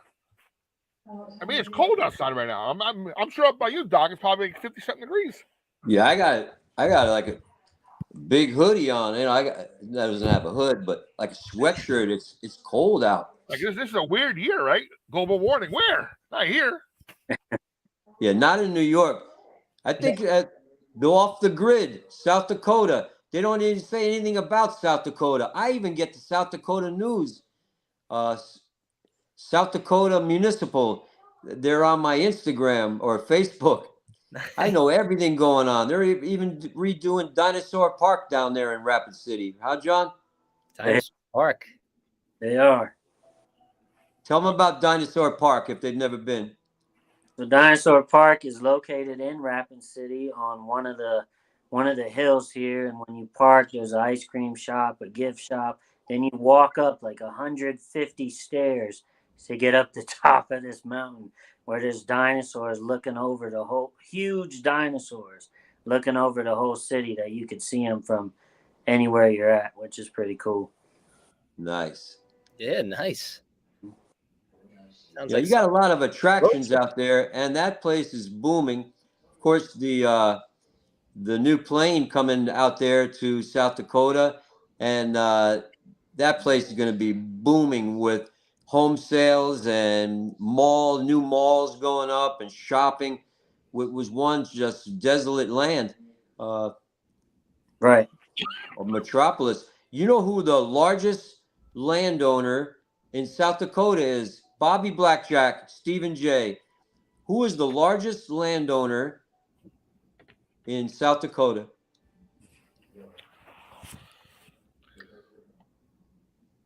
China? The Navajo Indian tribe. Ted Turner. Ted Turner. Ted Turner, right, John? Yep, that is correct. And he just said he loves like all the animals and buffalo and everything, and he just bought all this land to keep them around from time they're about to be extinct. And they're like, if you're driving and you see cows here, when I go to work, you look to your right or your left, there's buffaloes freaking everywhere. Yeah. Now, did they ever cross the road, John? Is there a chance of hitting a buffalo? If you go through the wildlife loop, it's about 45-minute stretch, but it's made for them. So there's like a cattle guard that they can't get out and stuff like that. But they're in the road. They might be there. You have to stop. If it's snowing, they like the salt from the snow. They'll lick the salt off the vehicle. So what a lot of people don't like, there's a lot of tourists here all summer. They come from everywhere. They want to see Mount Rushmore, see Crazy Horse. But then they see these buffaloes and they want to get out and like try to pet these things. And people are just getting attacked every year. And like if you live here, it's like just enjoy it from your car, your phone, take pictures. Don't get out and try to touch this huge freaking animal. Yep, that's what people want. They say, "Here, take my phone. Let's get a pic with this thing." And the next thing you know, you get a pic of it like biting someone's ear off or something. Yeah, it goes viral. I've seen some of them. Yeah, a lot of reels are that. There was one last week where the girl's up to the buffalo. A buffalo just raised his head up and like she went flying like about 10 yards in the air. Yeah, I mean, I mean, obviously, Doc Holliday has had his fair share of, trying to share the road with the deer, maybe even kissed one or two with his bumper. But, hitting a bison, I can't imagine. That's got to be 10 times worse. That'd be like a moose. I mean, Yeah. people get killed hitting something like that. Oh, Alpacas will bite your head off, right? Your neighbors across the street, they'll bite your head off. Alpacas. No, alpaca's it's a nice animal. yeah. No, there's some nasty ones. They'll start snipping at you. Yeah. When the Segway battery's dead, Doc will ride an alpaca. Yeah. All right. Well, hey, it looks like that Canely got out of the heart of the Mets order. So I think we're going top 9 here for the Subway Top Series. 9, baby. Started a little late with the rain. Thankfully, that got out of the way pretty quickly. Looks like we're going to have, hopefully not for the Yankees case, it won't be a walk-off, but hope maybe in extra innings for the Yankees to win this. I mean, obviously Clay Holmes or maybe Peralta. They'll probably have Peralta go the 9th if they don't score here. I believe that the Yankees are going 3, 4, 5, so they'll have the heart of the order. But I just think even with the ghost runner or the Manfred ban, the longer that this game goes and the more arms that the Mets have to throw out there, the more likely that the Yankees are that they could win. Even though that the ghost runner has, the Yankees have, they have one walk-off, but that ghost runner has hurt the Yankees more in the last 2 or 3 years than really helped them. Right, Bobby? Yeah. He's another Yankee fan. What about the Braves? What with the ghost runner? I mean, has it been to their advantage, their disadvantage? Yeah, it works. Yeah, it doesn't. The last game we played, when we blew the lead to the Nationals, they're on a 6-game losing streak. We're up 5-2. They tie at 5-5. We go to extras. And the thing, what drives me nuts with my own Braves is like every time we're trying to hit home runs instead of just moving the guy over and play a little bit of small ball. Like everybody's just trying to crush a homer. So we couldn't even move him over. And then the Nats, first guy up, boom, single score, game over. Mm-hmm. Yeah. So I'm not a fan of the rule unless it works for you. But We've said this a million times. I've said this on other shows and whatnot, on this show, other shows. If you're gonna do something stupid like that, please put the guy on first base. right. That way the small ball comes into effect. You want to bunt the guy over. Not everybody can bunt. We've seen a lot of bunts that just go right up in the air and it gets caught by the catcher. All right, you failed at that point. But having a guy in second is just yeah, and you get 3 opportunities to basically get a single. It's very interesting how this whole rule started. It started in 2020, right, when they wanted to get people off the field sooner, so that way they couldn't catch COVID sooner, whatever it was. All the ridiculous rules that they threw out in the MLB. So they put the runner at second, but now with all the pitch clocks and all the different timers that they have here, I mean, games are going 2:15. I mean, the Yankees played a game that was under 2 hours and 10 minutes, I think, to the Red Sox Sunday night. So I mean, the pace of play has been way much better. Where it's not like you have a boring game and then you're into extras, or you have a boring 4-hour game and then into extras. The game's going by pretty quick, where I think you can afford to watch some free baseball. Yeah, and it's got to be at some point that these TV networks with these contracts, with the MLB contracts, are going to start complaining that the games are too quick. They're not making enough money on their broadcast now. You can't put enough ads in there to try to break even. So at some point, there's going to be a tug of war between the TV networks and MLB about doing something. Because, and of course, I haven't been to a game yet. I know Steve has. I don't know about you guys, but everybody complains when you go to a game that you go to the men's room and you miss like an inning and a half. Yeah, and there's traffic getting into Yankee Stadium. You're walking in like the 4th inning. Game's half over already. Oh, then you're doing it wrong, Bobby. I'm just saying in general. You're not there shagging balls out of little kids' hands. Give me that. Yeah. I'm saying in general. I get there early myself, but there you go. Yeah. I think LeMahieu with a double here. Nice. With a double with 1 out, and they got the bottom of the order up, so who knows? And I can tell you on the Yankees, just LeMahieu, I can tell you when you go to the Caesars app and you say player to get a hit, This LeMahieu is like 1.5. He's not a 0.5 guy. He's a 1.5. That means 2 hits. This is a major leaguer right here. This is a big pickup for the Yankees a few years back. And he plays ball. Oh, yeah. Batting champion. And looks like they're going to have Cabrera pinch runs. So interesting that they're taking out DJ, considering that they really don't have a lot of quality hitters to begin with, and replacing him with Oswaldo purely for speed.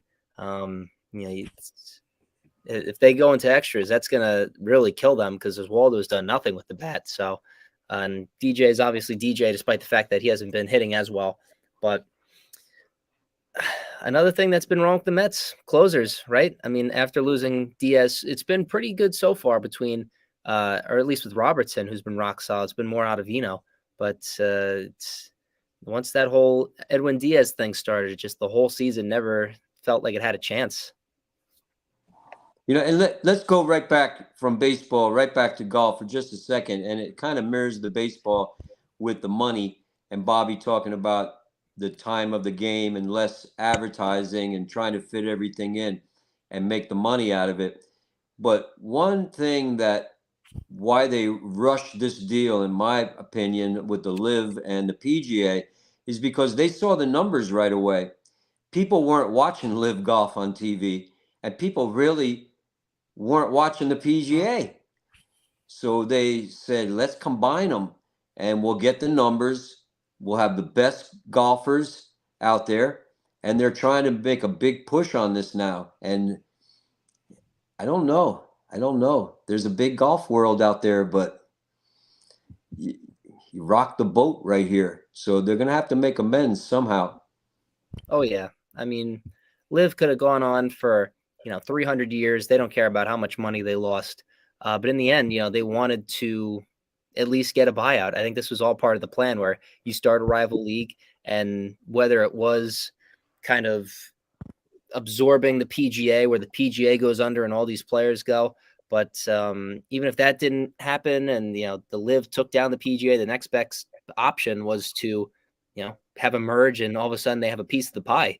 So with this whole LIV scenario, I think this worked out well for them, for the PGA. It works out well for them on paper, right? Because they get a whole bunch of money. They get this whole new freedom to, explore the different games and grow the game, as they say, even though that's total crap. They just want, the money. They don't really care about, team play as far as golf. I don't think anyone really does. But the LIV got their buyout, and despite all the things, this is what they wanted. And advantageous for PGA because they get their money despite how betrayed the players feel, but it's advantageous for LIV because now, LIV golf is in everyone's household. They're not playing on a station that runs Gilmore Girl repeats anymore. They have a piece of the pie where it's now LIV, PGA, all one big tournament. And tell us about this, Stephen J. I did see it on a reel. There was a golfer that won a tournament. Another PGA golfer took a bottle of champagne, shook it up, and now champagne's flying out.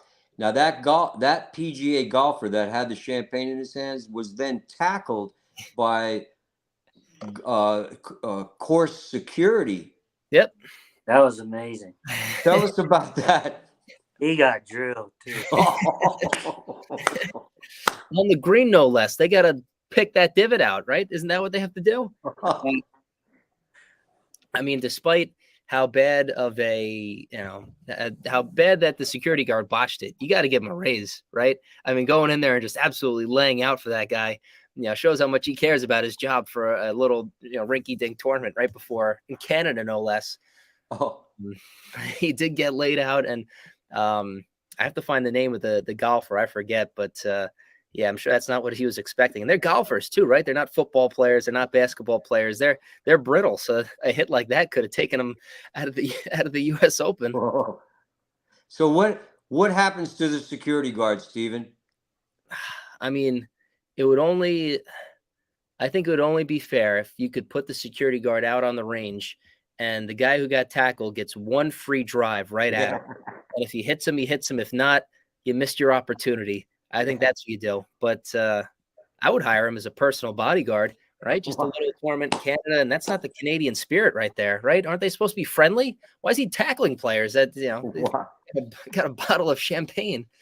Now, maybe he thought it was like an explosion when the champagne was coming out. Maybe he thought the bottle had exploded. Maybe he thought it was like a liquid Molotov cocktail. I don't know.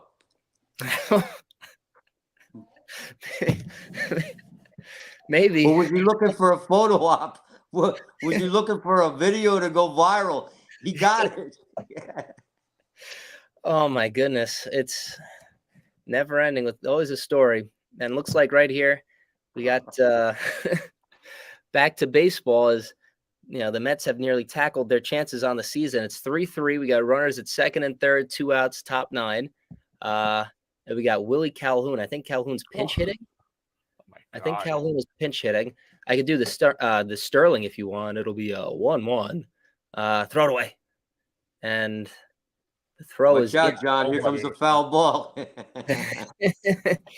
And we are getting a name. It'll be bottom of the ninth for the Mets. Put the money on the house now. We are getting a name left fielder at the trade deadline. Somebody with an actual household type name. We got a bunch of nobodies playing for us right now.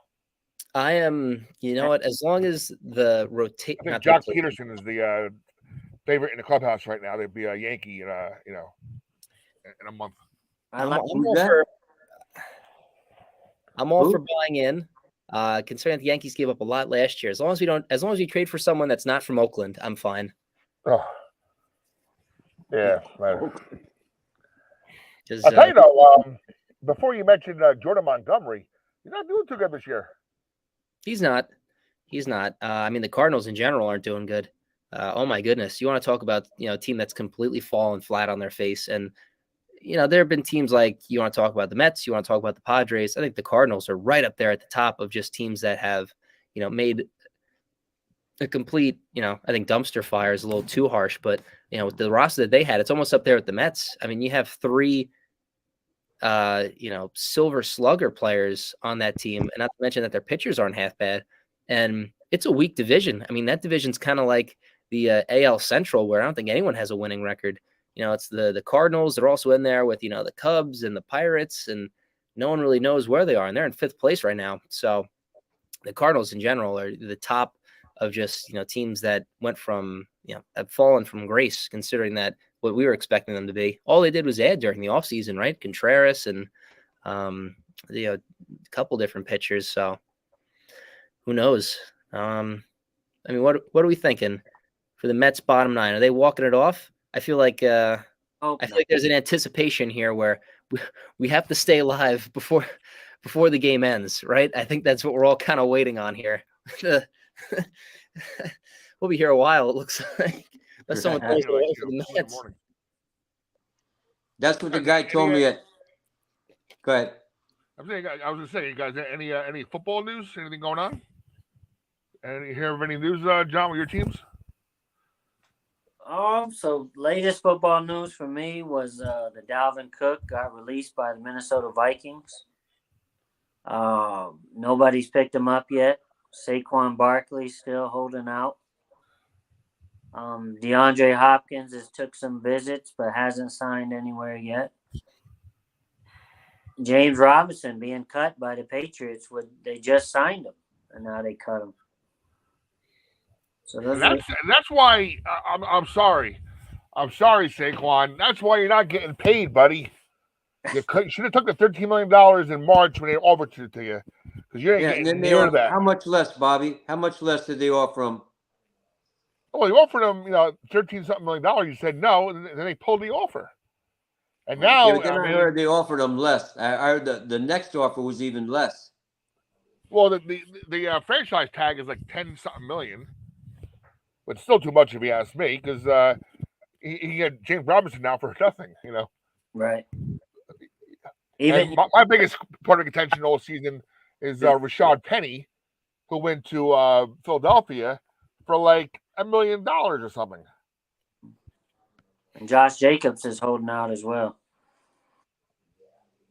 Unfortunately, no. The running back market, and you can blame it James Robinson because he came out of nowhere a couple of years ago. Wasn't even drafted, 1,000-yard season, and there's a million guys out there who can do that.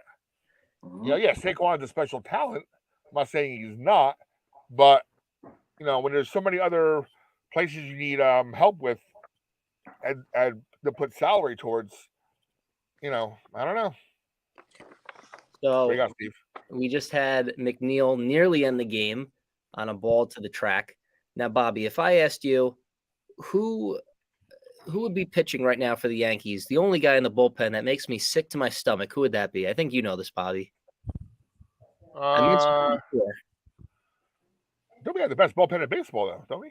No, but there's one guy who probably pitches as well as Verlander, and that's saying something.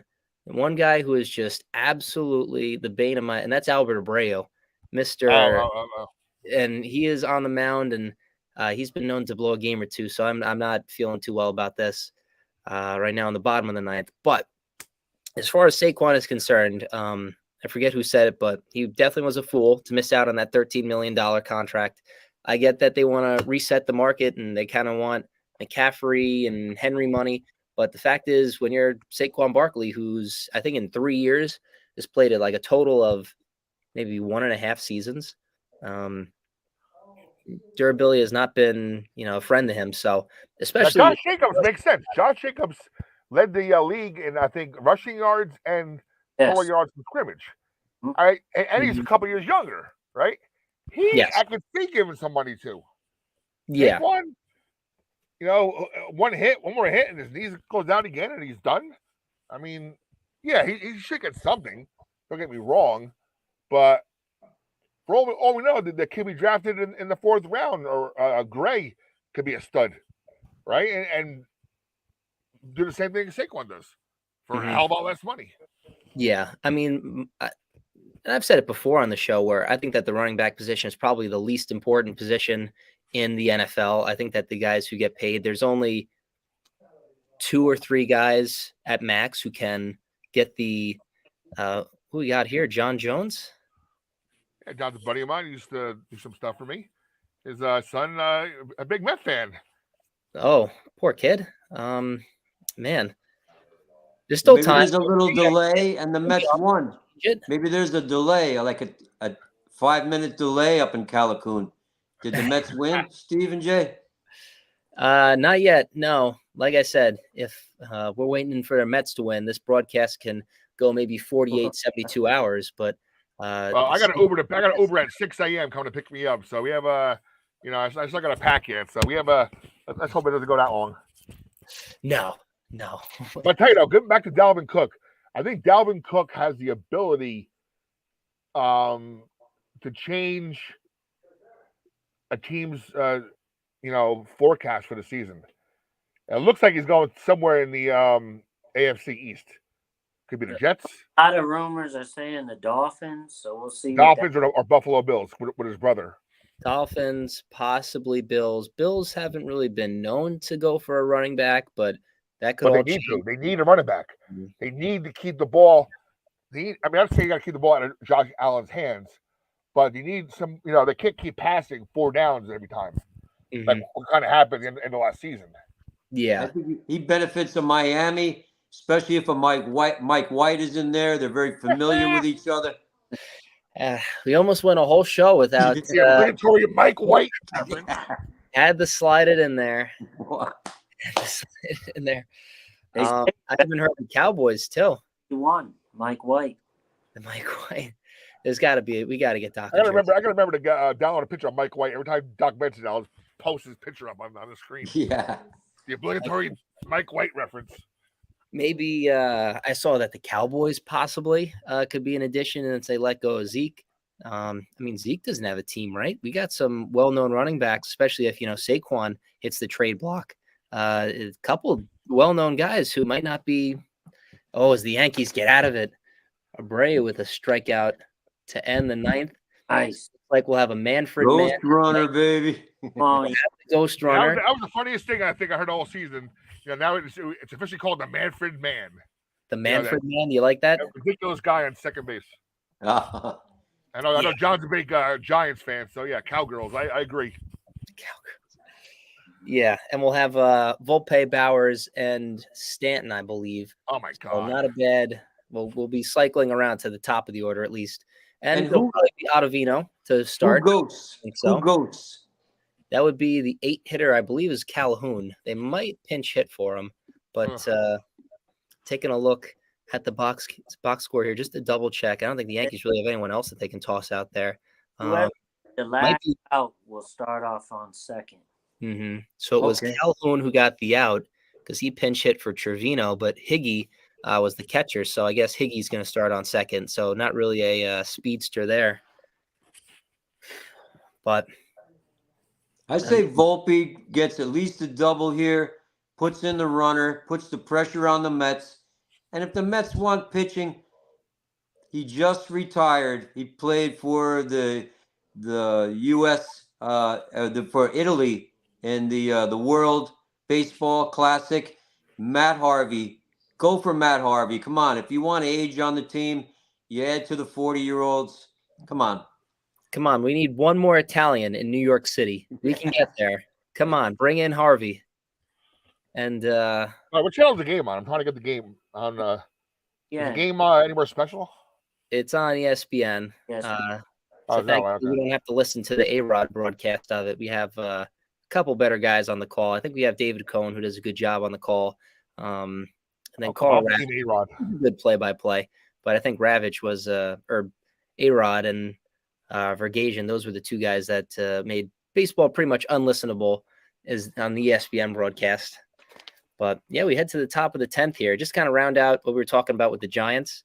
I mean, every Super Bowl champion the last few years, the Eagles, they had a committee, right? I mean, they had Sanders, but they also threw in they had Gainwell and they had Boston Scott. 2 years ago was the Rams, where they had Akers and Henderson. I said the Eagles. The Chiefs won. I'm thinking about the Eagles a couple years ago when they had LeGarrette Blount and Smallwood and those guys. The Chiefs last year, they had a 7th rounder in Pacheco, and then they had Clyde Edwards-Helaire, another committee. New England's always a franchise that has never had a bell cow. They're always, running back by committee. A lot of teams the last few years, as far as Super Bowl champions, you don't need a running back. And a committee's helpful, right? Because you have different guys in different lanes. You could have your bulldozer, you could have your third down back, you can kind of have your switch running back. So there still hasn't been a team yet because, that's a big money pit at the running back position where they, it's the position we're getting paid to hit. So a committee is much more smarter approach in terms of just spread the money. Look at the Panthers last year. The Panthers traded McCaffrey, right? And they had Freeman. No, not Freeman. They had Foreman, Foreman, and then the other guy, Chuba Hubbard. Doing, and there's at least one game, maybe two, but they each had 100 yards rushing. In the same game. I don't know. It's just. Yeah. Maybe it goes to the Eagles, Stephen J. Maybe Saquon goes to the Eagles, says, come on, Giants. You messed up. I'm going to the Eagles. Maybe. I'll see you in Philly.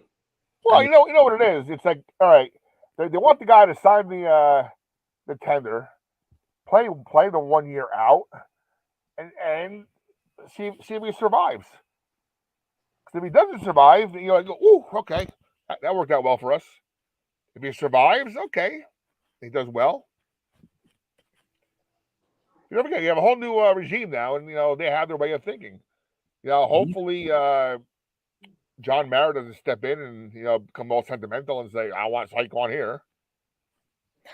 And the Giants, they overperformed with the roster that they had, and all they did was add. So they are going to be a threat in that NFC East that hasn't had 2 straight winners in 25 years. No one's won consecutive NFC East titles in quite a long time. So, I mean, as much as it hurts me to say this, I think that the Giants could be right up top there, considering that they didn't pay their quarterback a whole, hell of a lot. And that's kind of the kiss of death for a lot of NFL teams when you give out that big money contract. The rookie deal is probably, your biggest window. And the fact that, that Saquon or Daniel Jones didn't get as much as, a big time quarterback would. So there's still some flexibility there. I think Bowers just flew out for the second out, so Higgy is stranded on second base with 2 outs in the top of the 10th. For the Mets, I think it's Ottavino pitching, maybe. Leone. To see that. But Yankees, the top of the order, but we have Stanton up, so who knows? And hey, if you're an Eagles, right? If you're an Eagles player or fan, you know the highway collapsed, so you're not getting to the stadium easily. That could affect the team this year. A whole portion of 95 is not there anymore, so where was that, Bobby? Where was that? Not that far from the stadium, actually. Wow. The whole section, that's a major highway that hundreds of thousands of cars pass through a day that now is missing a whole portion of the bridge. Wow. That is not an overnight fix. You know, Dallas, I think Dallas got a little better with Brandon Cooks. Brandon Cooks is a very underrated receiver. You know, I think Dallas was missing Amari Cooper last year. Redskins had no idea what they're doing at quarterback because they're the Redskins. Interesting. I hate to keep going off topic here, but we got Stanton up, 2 outs, runner at second with an open base. I'm surprised they don't walk Stanton here. You have Rizzo I'm watching on delay here, so I'm on a little bit of a delay. All right. I'll make sure to fool you out if I can. But I mean, you have Donaldson up after. I would take it's still righty on righty, and they just walk Stanton 2-0. So they did walk him. There goes my managerial skills. I can manage the Mets at this point. And Steve Cohen could save some money. And Steve, if you're watching our show right now, give me a call. I'll set up a meeting with you and Steve and Jay. Mm-hmm. He'll come in, run those Mets right to the top. Oh, yeah. If it's anything like I run the duck races, it'll be pristine. And we'll have Doc Holliday will get 15%. And it looks right into the teeth of the righty shift. And Donaldson lines out. So Mets will have a chance to walk it off in the bottom of the 10th. And Donaldson, get out of here. Same thing for the Mets. 9-1-2. Vientos, Nimmo, Marte. Looks like the Yankees probably won't be putting out their closer yet. So a couple different options where they can go. They might have to go Wandy here in the 10th, but it looks like we'll have more free baseball, gentlemen. So, Doc, good news this week. I got the drone up to about 15, 20 feet above my house. It was just hovering up there. I'm still learning how to run the damn thing. So if I could do that and learn how to adjust the camera to go down, we're ready for the aerial view of the turtle races. Nice. You should be able to adjust it from the remote or from the phone. I'm still learning a lot of stuff yet. I'm still afraid to move it though, because I've only run it in my backyard so far, but it's a little nerve-wracking. It goes up there, it's like, okay, well, now what? But I'm getting there, and hopefully by the end of the summer, we're gonna recreate you and Matt Holliday's race, but we'll do it outside. You versus the drone. You on the Segway versus the drone, and we're gonna race around the property. Yeah. There you go. Turtle racing in 4K. Is it 4K, Bobby? I think it's 2.7K. Almost. Still not bad. As long as it's K, it's good. So, Doc, I think we have a whole different rotation of guests that we like to have on. I think for maybe an NBA show, whether it's free agency, because, not a lot of sports going on now. We'll have baseball, a couple more weeks of NBA, hopefully with some news that stretches out. Football, there's really nothing that goes on. God forbid any injuries or any trades or anything like that. NHL just ended. So, we'll have to get a little creative with the shows, maybe the guests. One guy I had in mind, big Net fan, Steve Marshall. I think I do have his social. I think we could get him on. We'll have to tell him that this is a semi-family friendly show, so he may have to censor himself a bit.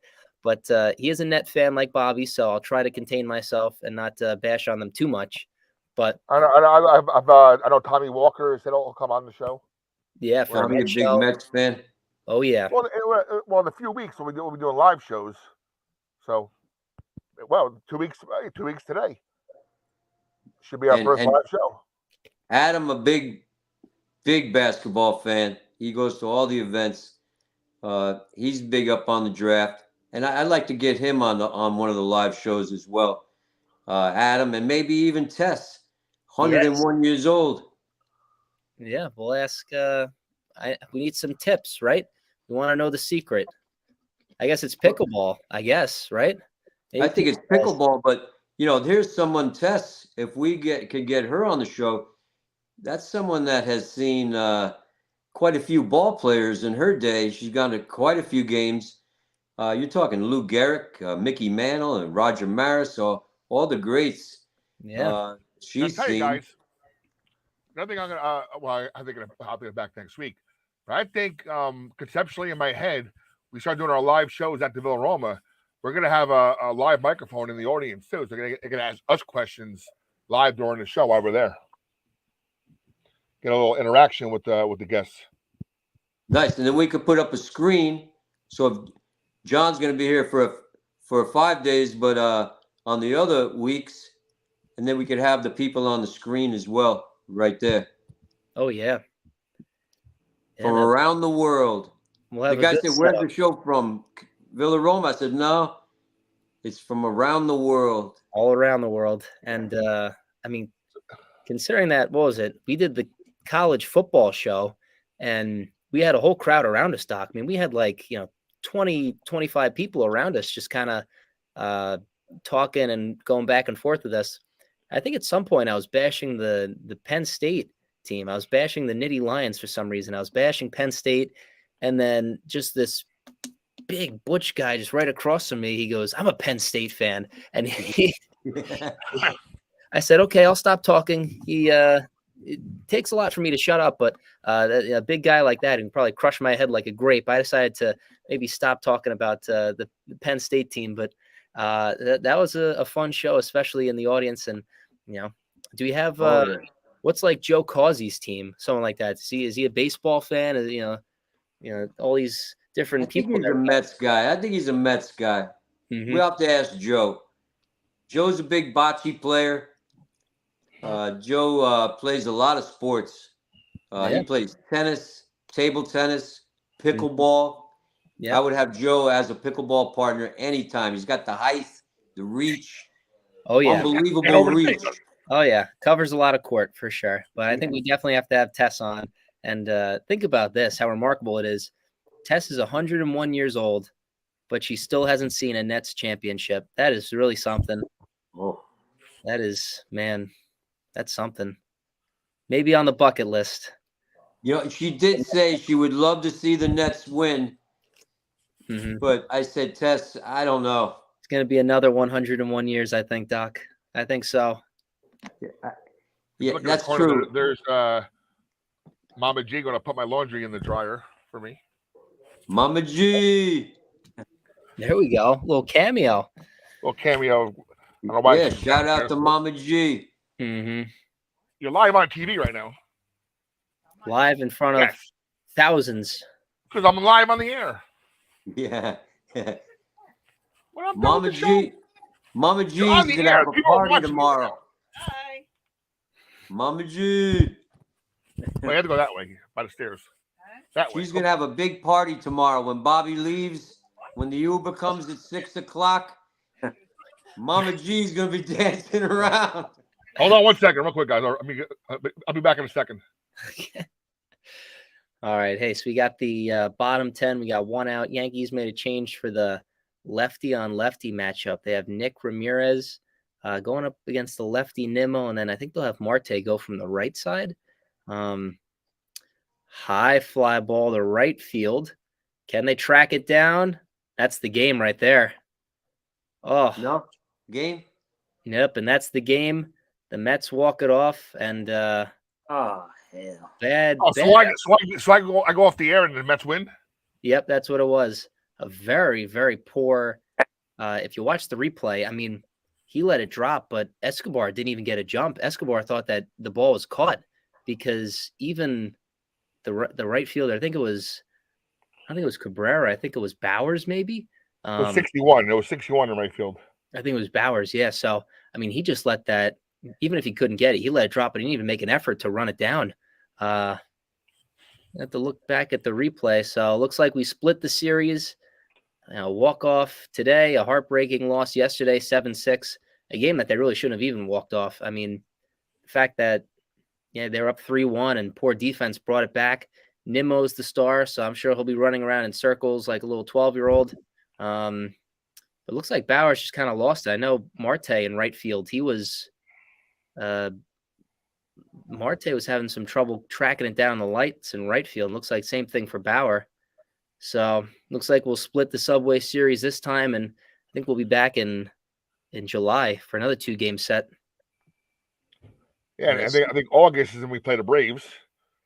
There we That'll go. What's that? There we go, baby. By the way, the Marlins are up 2-0 on the Mariners against Luis Castillo of all people. They can't beat the other crappy guys, but they're beating Castillo. Just usual Marlins stuff right there. So we were talking about the Yankees and extras. The Yankees are now 2-10 in road extra inning games since the start of last season. So they like I said, they've certainly kind of been hampered by this Manfred man. Anyone but Nimmo. Nimmo, I think he's dweeb. Yeah. So the Mets are back. The Mets are back. They won tonight. Mets fans should go to bed feeling good about their team tonight. Yeah, not too often they can do that, but tonight they earned it. But all right, so 1-1, the Yankees and the Mets, and hopefully that this series kind of gives both of the teams a little boost going into the summer. And guys, before we go, real quick, before we do sign off, I must put this out there. Hold on, who's that? Just want to give a tribute to my guy. He's coming on the screen just now. That's my boy Jim Haig. He was AP writer for a long time. I first encountered Jim when I used to cover the Giants. He was bigger than a life presence in the locker room. Asked a lot of questions. A couple years later, we're sitting next to each other at Seton Hall games covering my Pirates. Then he started doing a show with me a couple times, NFL show. Jim passed away this week after a long illness. I waited, a testament to Jim's popularity, and everybody loved the guy, the big, gentle giant. I waited 45 minutes online just to pay my respects today. So, Jim's happy now. The Mets won. There was a couple Mets flower arrangements by his casket today. In fact, his wake wasn't even in a funeral home. It was at his high school, St. Peter's Prep, which is known for a lot of big athletes that went through there, played different sports pro. And, I know he's happy right now because he's a big Met fan. And, like I said, Jim's last even sports dabble was with here on one of my shows we did together, before he was in the hospital for a real long stay. And rest in peace, Jim. Another member of our long family who's passed on, second one actually. And I just want to do a little tribute to him before we signed off. Like I said, I know he's happy the Mets won today because he was a huge Mets fan, Rams fan, Oklahoma Sooners, and I'm missing a team. But he's a great guy, and he'll be missed. Hey, rest in peace, Jim. Yeah. Well, we're going to be signing off. This is Doc Holliday in Calicoon. I just want to give a shout out to our sponsor. That's Eddie Edge Remodeling, Franklin Square, Long Island. The number's on the screen, fully insured, fully licensed. He'll make it happen for you. Call Eddie Edge. Oh, yeah. And everyone have a great weekend. Enjoy the sports. And to Doc and John, happy Father's Day. And thank you. All of our fathers listening out there. And, we watch sports because of them, right? So. That's right. And today being Flag Day, big day here in Calicoon and around the world, around the United States, Flag Day. And we had the Tribute to the Troops show last night. What an emotional time. And having that World War II hero here, Hal Sampson, 101. big things happening here in Calhoun. We love Okay, it. the first week I'm there, we gotta go viral with that the flag speech you do. Oh, Good Ragged night, Old John. Flag, Johnny Cash. Yep. Good night, John. Good night, Kyle. Thanks for responding. Of course, we had Adam earlier. Thanks for sticking with us. And like I said, I'll be at the parade Saturday. I'm looking forward to it. Little Golden Knights action. Mm-hmm. And when I come back, I'll be half asleep next Wednesday, but I'll be here online. We'll be here online. And hey, in 2 weeks, we'll be live from somewhere in the Villaroma. Oh yeah. Good night, John. Good night, Kyle. Good night, Moon. Good night, Smoke. Right. Good night. Good night, all. Our longest show yet. 2-hour extravaganza. Yep. Watching the Yankees or watching the Mets rather have a little ray of hope, and that's what we're going to for the weekend. Like you said, a whole lot of sports. We got baseball, we got golf, we got the draft coming up, and we got it all right for you here on All Point Sports with JG the Kid, Bobby Blackjack, Doc Holliday, and Stephen J saying so long, good night, a happy Father's Day, happy Flag Day, and we'll see you this time, 9 o'clock next week. Buonanotte. Buonanotte.